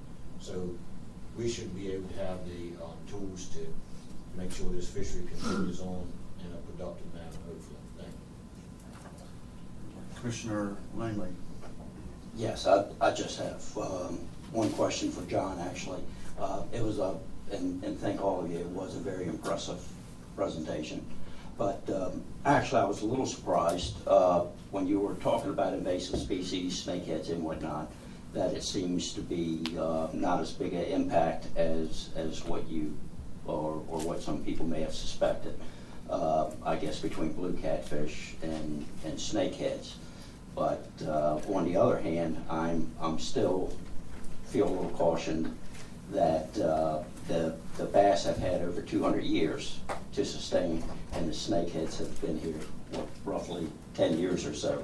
And I'm hoping that once the new wears off on the snakehead fishery, where a lot of people have gotten into boat fishing and whatnot, that they don't make a bigger impact in the future. So, did you want me to address Yes, that? and I wanted you to address what your feelings were as far as the surveys that you did. Okay, yeah. Roughly, it seemed to be like a 10-to-1 ratio Right. as far as the electro. Thank you. I mean, I could talk for hours, and Joe probably could. We could talk for hours about snakeheads. I didn't talk about blue cats. You brought blue cats up. I'm not going there right now. It's not, I don't think blue cats are affecting the largemouth fishery either. The snakeheads are functioning independently of the bass fishery, in my mind, and the more I see it, the more I'm convinced of it. I was never overly concerned about the impact of the bass fishery by the northern snakeheads, and that was derived from conversations I've had with a similar genre of snakeheads in North America and the same genre in other countries. The fact that there haven't been issues biologically, and I've taken personally, not necessarily put blue catfish in this category, but when I give talks to constituent groups or whatever, I've taken a call on northern snakehead a potentially invasive species. I'm not convinced it's invasive because there's nothing in the literature that if you find something, please show me, because there's nothing in the peer-reviewed literature that demonstrates that it is an invasive species. I think it has done a wonderful job of assimilating to this point. Again, I'm not a champion of northern snakehead. I wish we didn't have them, but we do. And what I've seen so far does not concern me. Now, I don't want that doesn't mean I want them everywhere. I mean, we're trying to still contain them. The gentleman in the back asked me, why didn't Virginia sell them? Well, we've done what we can do to minimize the financial incentive, whether it's a bounty, a market, to move those fish around. Virginia still only had them in the Potomac up until very recently. Now we go to the Rappahannock drainage.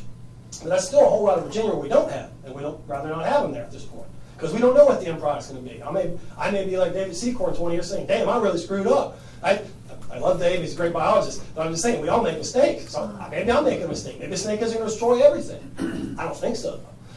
But we still doesn't mean we want them in all of Virginia. Maryland's already got them pretty much everywhere. So I don't think they were like, oh, well, may as well have market for them. And there's a great market for them, and that's one of the reasons the numbers are down. I'm convinced of that. So at this point, though, Virginia's still taking the strategy, we want to minimize the economic incentive for people to move them around. And once you create a market where those fishermen can get $5, $6 whole fish for the dockside, that's a big incentive. That's a lot more than they get for a blue cap dockside. 55 cents is going up, though. Anyway, did that answer your question? And again, I could talk for hours. Can I follow up on that real quick? Just so that we're clear. Northern snakehead aren't everywhere in Maryland, and we're certainly interested in containing their spread. They're in the Nanticoke River system on the eastern shore, largely, we think, because they were introduced in a similar manner into Delaware as they were introduced to the Crofton Ponds in Maryland. They're also in the Potomac River, but they've naturally spread to the Patuxent, and that's possibly how they got to the Rappahannock as well. So they're not everywhere in Maryland. We're certainly trying to contain them, but one of the aspects of their invasibility can be demonstrated by the fact that once they enter a system, they're very, very quick to proliferate and establish themselves. And I think as an ecologist and someone interested in protecting biodiversity of this country, we need to recognize that containing species that can establish itself so readily in a system so quickly within a decade, that needs to be coined, perhaps, invasibility. Although John is completely correct that we haven't demonstrated any negative ecological impacts yet using the data sets that we've acquired. Thank you. Any more questions from the Commission? Before we go to the public, just like to say, good job, guys. But this reminded me of NPR radio, where it's more news than you bargained for. And in the future, this might be a forum we want to do outside of the Commission meeting, and I apologize to my fellow commissioners for taking you into the afternoon for the rest of the meeting. We have a list of speakers who've asked to speak today.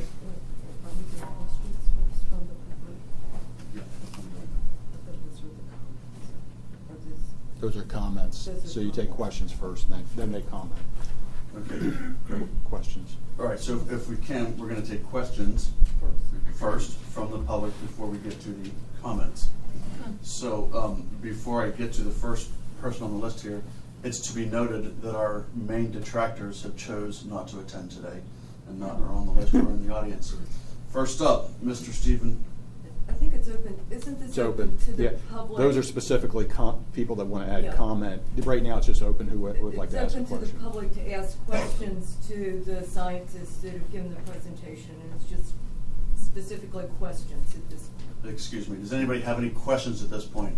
We'll go with the reporter to the left. Hi, I'm Susan Peter-Smith with the Westmoreland News. Simple question, but I'm not a fisherman. I'm learning. What does electrofishing actually mean? Does it mean what it sounds like? Okay. Yes. Yes. It's a standard survey technique in freshwater where electricity is put in the water in very regulated conditions to effectively stun fish and immobilize them so we collect them. It's shallow water. Okay. So does it kill them or just... No, it temporarily stuns them. It's harmless. Thank you. Okay. I have The a gentleman. simple question. No problem. The gentleman behind her. Paul Elwood from St. Mary's County. I just wanted to ask why Maryland didn't include any mention of SAVs in its recommendation. What, in terms of, I mean, we'd like to see SAV repopulate itself as well. I think Lee Carr was on the phone, and he's from DNR, and he mentioned that a lot of it might have to do with the environment as well as water clarity. But these recommendations here were mainly directed at the largemouth bass fishery, the aspects that we can control. And that includes improving survivorship of largemouth bass that are caught by anglers. And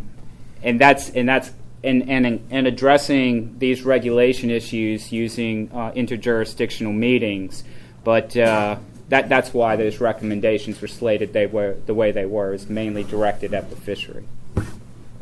And Mr. Commissioner O'Connell. Yeah, I just want to, don't want you to have anybody leave here today to think that Maryland's not focused on SAV conservation and restoration. all of the bay jurisdictions recently signed a new bay agreement and are in the process of developing management strategies to reestablish SABs. So it may have not been in the presentation, but there's a strong commitment to bring back SABs throughout the bay. Other questions from the audience in the very rear? I was hoping that you all might be able to speak to largemouth bass virus. I didn't really hear anybody bring that up. I know there've been a lot of studies with freshwater, but not. I don't know if anything's been done with brackish water fish and how that might be different. I know the stress is impacting and cause mortality, but is some of that stress related to salinity or different factors that might be unique to the river? And might you state your name for Oh, the I'm record? sorry. Doug Jenkins. I'm from St. Clair, Maryland. Thank you. So John and I can probably both talk to that. I mean, John, there's an outbreak of largemouth bass virus in Kerr Lake, so he may have some information on that. But as far as the Maryland side, we do monitor routinely for largemouth bass virus. We recognize that it's in the watershed. It's a virus that is easily transmitted through the water, through other species. I believe John was co-author on a paper that demonstrated that even northern snakehead can pick it up. So sunfish carry it. It can be ingested when bass are eating other prey. So it's a virus that's very difficult to contain its spread. We've documented it is in the Potomac River. Roughly 1 in 5 to 1 in 7 bass tested positive for it. However, just because the bass has the virus doesn't mean it's exhibiting signs of disease, nor does it mean it will die from largemouth bass virus. In fact, that's not likely going to be the case. We haven't observed any evidence of disease coming from largemouth bass virus. We haven't exhibited or there have been no signs of that disease within the Potomac River or elsewhere within Maryland waters. So it's not that we're not concerned about it. We're certainly monitoring for it. It's an aspect of the fishery that I don't think we're going to get away from. It's not something we can inoculate and get rid of. It's something we're paying attention to. And in part, some studies indicate that it might make those fish more susceptible to handling stress. So if we can be successful in lowering aspects of handling stress for these fish, then in fact we might be lowering the chances that that largemouth bass virus will adversely affect that animal. So we're trying to focus on the aspects of handling stress in that sense, in a sense to try and deal with the fact that we've got the virus out there, but it's not at the level that was reported for the Kerr Lake situation, and the fact that we haven't observed the same type of pattern of change in our fishery as was observed for Kerr Lake and is published elsewhere, we don't believe that largemouth bass virus is the cause of the patterns that we're observing within the Potomac River fishery. Yeah? All right. Questions from the audience? Yes, sir. Bill Harrington, Virginia Bass Federation. I'd like to ask a question. Maryland and Virginia, the fish identification program, has it produced, done any good, or where do we stand on What program? The fish? Fish identification program from Maryland and Virginia that we have to apply for. Have one from Virginia, have one from Maryland, if we're going to fish the Potomac River.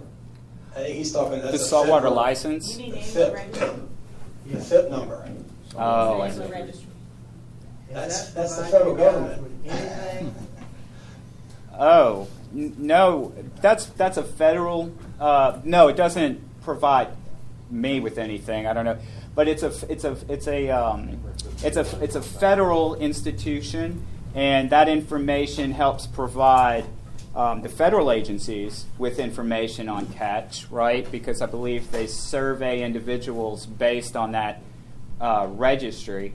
They draw out names from registered individuals and then conduct their national surveys, but we don't use that information. Joe, if I could, I defer to Commissioner O'Connell. Yeah, that's a really good question.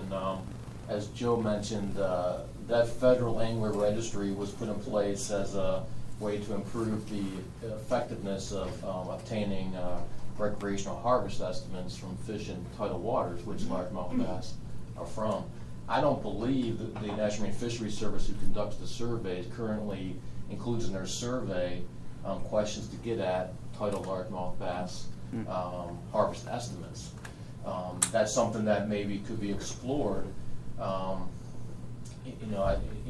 Something that's been discussed in Maryland and was on my list to maybe bring up today is, it may be more efficient to establish like a black bass stamp that would clearly identify the population of anglers in the Maryland, Virginia, DC, Potomac River, for which could be sampled from to not only get effort information but harvest information, and that may be more effective than sampling from a population of tidal anglers, which is much broader.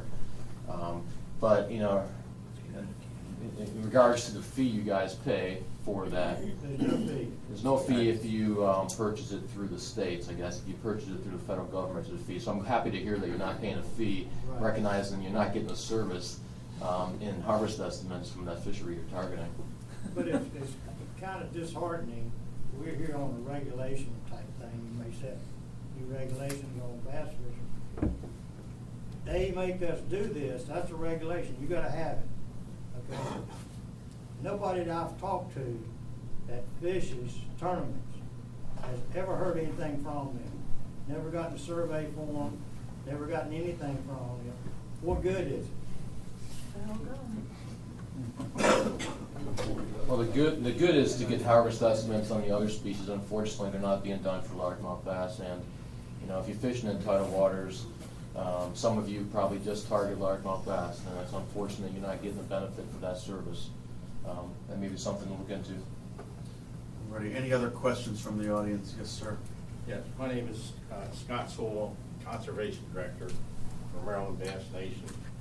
In 2002, I believe it was, when the first snakehead showed up in Crofton, DNR went an all-out blitz. They drained the pond, poisoned, and killed all the snakeheads because they were so fearful of them getting into our waterways, which unfortunately they have.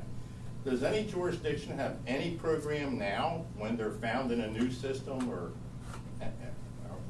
area to attack them, go in electroshocking and try to find them and kill them before they multiply and take it over? It depends on the system. I mean, they're in several reservoirs now in the Potomac River drainage. Anglers have illegally stocked them in the Occoquan Reservoir, Burke Lake, Little Honey Run Reservoir. We can't catch the people in the act and prosecute them, but what we can do, it's one of these things. It's like, if the horse is out, why close the gate? If it's already in a drainage where they're infested, what's the point of poisoning a pond, to kill a fish when it's already in that drainage? If it shows up in a pond in another drainage where it's not currently in existence, then sure, that may be the appropriate course of action. But it's a case-by-case decision. Well, just as a quick follow-up, when you're electroshocking, if you're bringing up snakeheads, are you killing them or putting them back? It depends. Sometimes we're killing them, sometimes we're tagging them or releasing them. It depends on what the study design is. Right. There's no programs to go out and kill them anymore, right? Well, so Scott, we there's not necessarily a program. As you know, at the Chesapeake in the rivers, we can't roten in the system because of problems with killing a bunch of fish. But in terms of electrofishing, this year, I work with Fish and Wildlife Service to hit the Pamunkey, and and Mary Groves, who's here, we electrofish that river many times and pulled out every snakehead we had caught and killed it. And we did that in an effort to see if electrofishing itself would reduce the population size. Unfortunately, we're not going to be able to tell you whether it's successful or not until next spring when we actually finish the study. But we are working on determining whether electrofishing is suitable, even in highly populous areas such as the Potomac. But once the animal is found in the system, like the Nanticoke River or Salisbury with the Wacomico, Our first response has always been to encourage the angler to kill the fish, which, as John mentioned, has had a very interesting history. It has been difficult to convince anglers to handle the fish and then to effectively kill it. That's something somewhat new. In my experience, is that anglers would be willing to do it. They're willing to bloody up their boat a little bit, or they're willing to not just cut the line and toss the fish. They're going to handle that animal now, and those anglers out there, that's our control strategy. You know, the fact that they can identify the fish, that they are willing to kill the fish, that's probably worth more than any electrofishing survey or any rote-known project that we could do. And Joe, I'd like to comment to the fellow who is asking the question. There's a very intensive effort to eradicate these species. Go out on the river any night of the week, and there's a whole bunch of 20-year-olds in these snakehead boats who lead an intensive effort every night of the week to the point where they're almost impossible to catch on rod and reel nowadays because they have knocked them back that hard. And they shoot bass as well. Not with the rod and reel. They shoot bass with a bow and arrow. Or a bow and arrow. That's illegal. That's illegal. I'm not saying it's legal or illegal. I'm telling you what they do. Okay. Well, Ron, you hear that? we need to know that. All right, so we're going to go now to our... Heard any more questions? Yeah, and I think that wrapped up the questions, correct? I got a question. If you would, sir.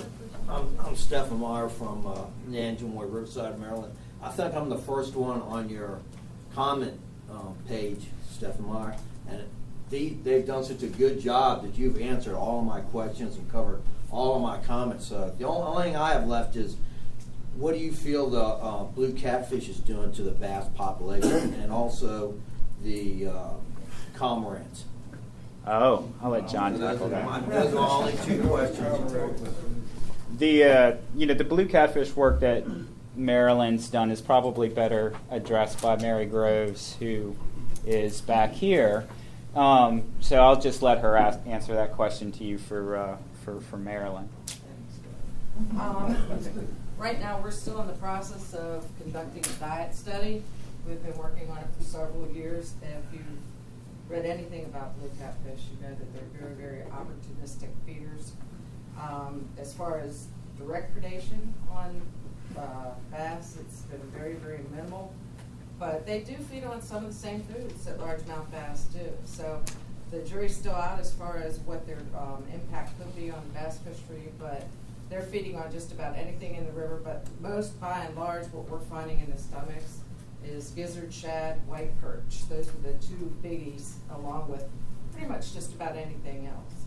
So as far as a direct impact on largemouth, we've not seen that just yet, but it's still a growing population too. I have no idea about cormorants. I know I've heard a couple of anglers talk about that, but I don't know if anyone who's studied the influence of cormorants on bass personally. They're just getting so many of them. Maybe do you guys look at that, cormorants, or? No, I mean, the hatchery guys hate them. I don't know, I can't tell you what goes on in the hatcheries, but yeah, there's no question they're eating fish. You know, is it a population level impact on yellow perch, on largemouth?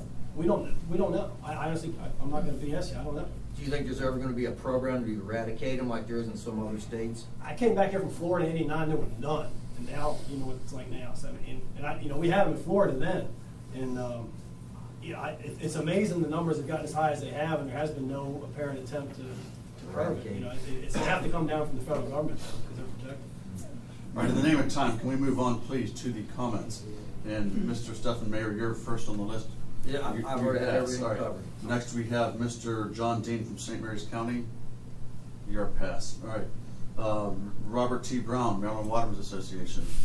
The only thing I have to say is I was very interested into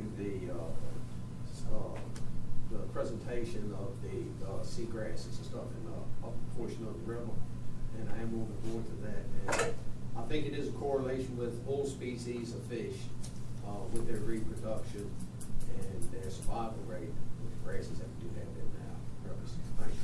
Thank you very much for your comment. Now, all right, moving on to Mr. Sam Duro from Charles County.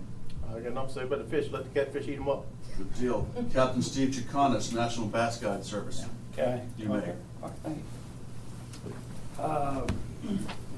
My name's Captain Steve Chiconis. I'm a bass fishing guide on the Potomac River. I'm a PRFC license holder for the last 15 years. I've been a license holder with Maryland, Virginia, DC. I think I've covered everybody. The only information that I can provide you guys is based on anecdotal information and working with all the people that I'm working with now. It is, in my opinion, the SAVs that we really need to be concerned about. When the Woodrow Wilson Bridge project took place, it also took place simultaneously with National Harbor. Those are the two biggest projects in the history of the Potomac River. The first year after groundbreaking on the Woodrow Wilson Bridge, our grass patterns were pretty much normal. And we have a big grass flat that runs above the Wilson Bridge and below the Wilson Bridge. And those grass flats were predominantly milfoil. The year after construction started, those beds disappeared. The grass in National Harbor disappeared the following year. A year or two after that, the milfoil grass in Broad Creek disappeared. A couple years after that, the grass in Dogue. This year, Pohick had limited amounts of milfoil. And I want to make the distinction between milfoil and hydrilla. I think you call it architecturally different. Yeah. That's significant. And also the emergence. And again, anecdotally, I can only tell you what I pull up from my baits and what I see on my depth finders. Milfoil greens up starting in about February. Okay, it goes dormant, starts to green up as the days get long enough and you get enough light penetration. It starts to green up, and it's there during the spawn, and it provides the habitat that we need for reproduction and survival, as you pointed out. Hydrilla starts to really get established probably in May and June. And hydrilla grows horizontally. And as it grows about that thick near the surface, the foliage. Underneath that, there's a huge cavern. And underneath that cavern, I think there was a study in Florida, I'm not sure if you guys are familiar with it, where they actually put cameras underneath the hydrilla to facilitate our anecdotal guesses that the fish are underneath there. And they are underneath there. So what happens in mid-May to mid-June, the hydrilla really takes off. And in July, that's when fishing gets really, really tough. You can't get a fishing lure to those fish. You cannot get into some of the bays. You take Broad Creek, for instance. And I mentioned it to Joe and to John and to Danny. You take Broad Creek, by the end of the summer, you can't get a boat in through there. Very difficult, even at high tide. As far as tournament goes, I think the information that you pointed out in your waterways, that there's been no real fluctuation. And Little Hunting Creek, I've been fishing Little Hunting Creek since the 60s. It's been a consistent fishery. I think what's happened in years past is what we've seen from tournament anglers is that they used to come up to Blue Plains, they used to come up in D.C. And by the way, some of the winners of the tournaments that were held this year, a lot of them fishing up in D.C. waters. There's not as many of them, but they do go up there. So tournament anglers used to come up in March and April when we had good spawn and on those big spawning grass flats, and they would restock Mattawoman and Leesylvania, and then the fishermen had places to go. With the demise of the milfoil grass, which makes it easier for fishermen to have access to fish, what I see now is that you have a lot more fishermen fishing in the areas where you do have milfoil and crowding those areas out. Whereas the areas with hydrilla where I fish, and I target mainly from the Woodrow Wilson Bridge down to Occoquan. And in that area, it's pretty much a hydrilla type of fishery. So in those areas, I don't see as many tournament fishermen. As Joe also indicated, that tournament fishing has been on a decline. I will tell you this, that tournament fishermen, if they're not catching fish, they're not going to pay the money to fish a tournament. So by virtue of fishing being tough, we've seen a voluntary reduction in tournaments, and we've not really seen an improvement in the fishery based on that reduction in tournaments. One of the things that concerns me going forward, and I'm watching, there's a monitor, I don't know if you all are familiar with it, but there's a Chesapeake Bay buoy monitor in the Potomac River near the Wilson Bridge. And I've learned a little bit about water turbidity. I used to say the water's clear or it's cloudy, it's muddy, it's chocolate milk. I think that was another scientific term that we used to use. But now I'm looking and I'm actually seeing water clarity. The water clarity is pretty bad on that end of the Potomac River until later on. By the time hydrilla comes up, it starts to clear it out. But we have an issue that I think is going to hit us all, and that's the only jurisdiction that's not represented here today is the National Park Service. They're planning, and I know everybody here, these guys are all familiar with it, but the National Park Service wants to fill 150 acres of the Potomac River, basically just below the Woodrow Wilson Bridge. I know there are ways that they could do it rather, I guess, conservatively, where it should not impact the waterway. I don't see that how changing the course of the river, which is what they're intending to do, and to increase siltation to replenish the marsh, is going to help us with the problem, which I think is with the grasses, and that's siltation. So I think anything going forward, I'd like to see everybody in this room be concerned with that. And as far as tournament goes, I'd like also to make a distinction between the types of tournaments. There are club tournaments that are part of the federations. You're going to hear from some of these guys in a little bit. But there are also charity tournaments. I've been running a charity tournament for St. Jude Children's Hospital for 15 years, and we've raised about $250,000.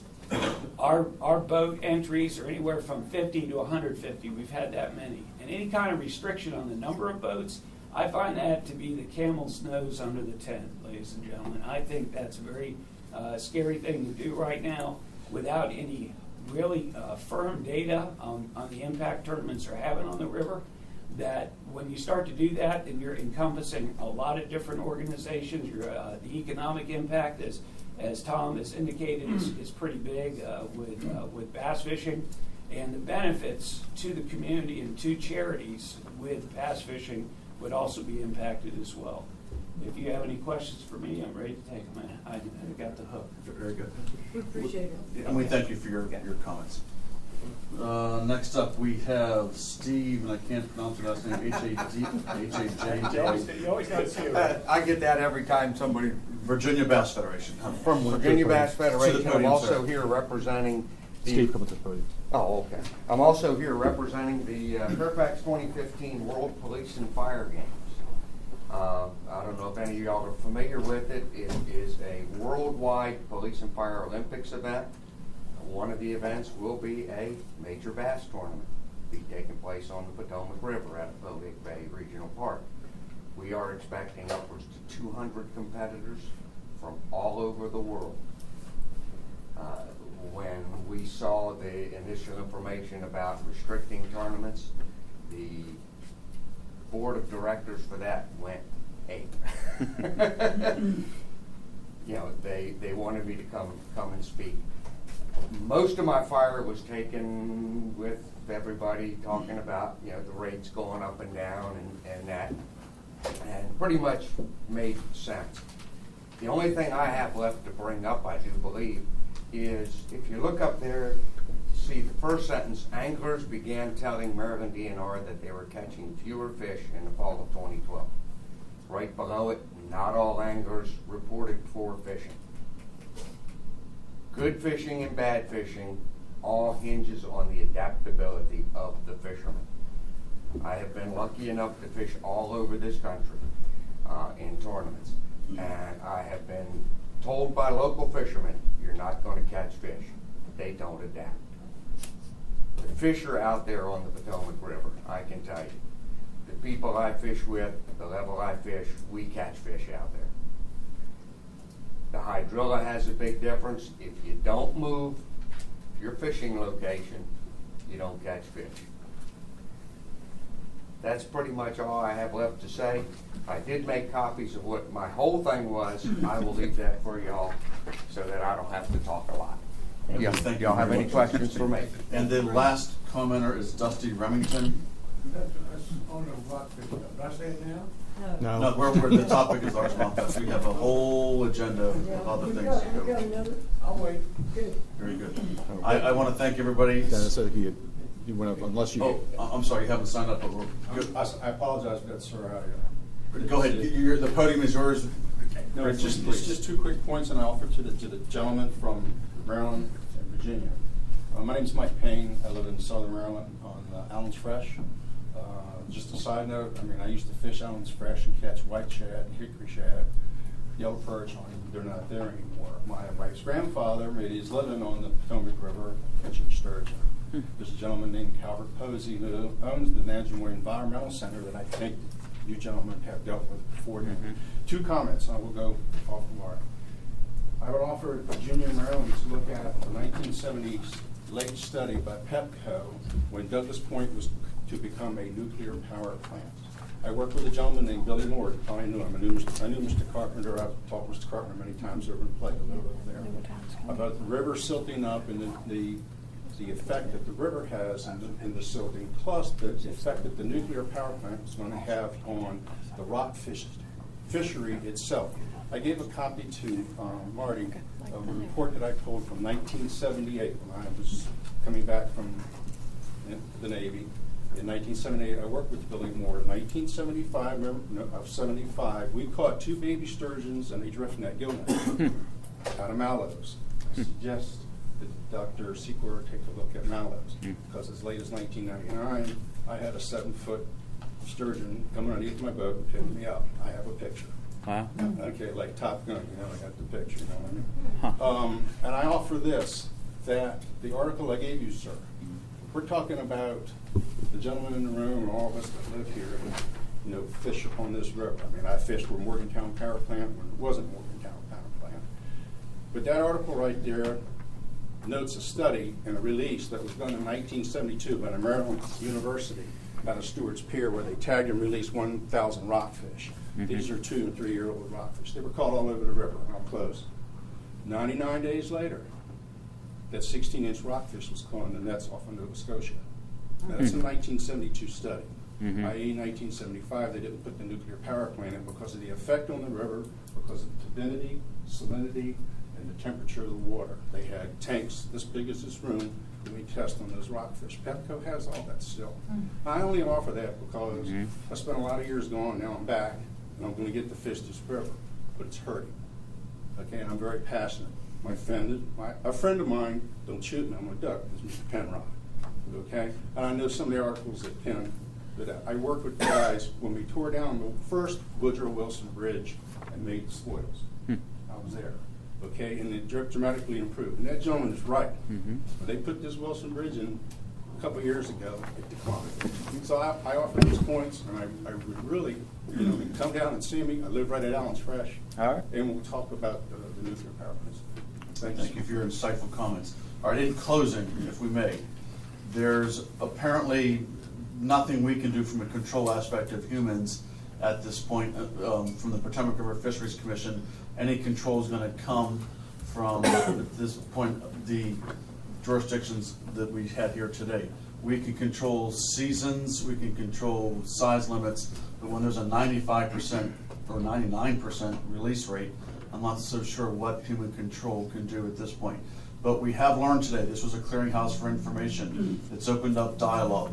I think in the future it would behoove us to have a similar type forum, we being the facilitators in the future, where we can have the jurisdictions come again and speak.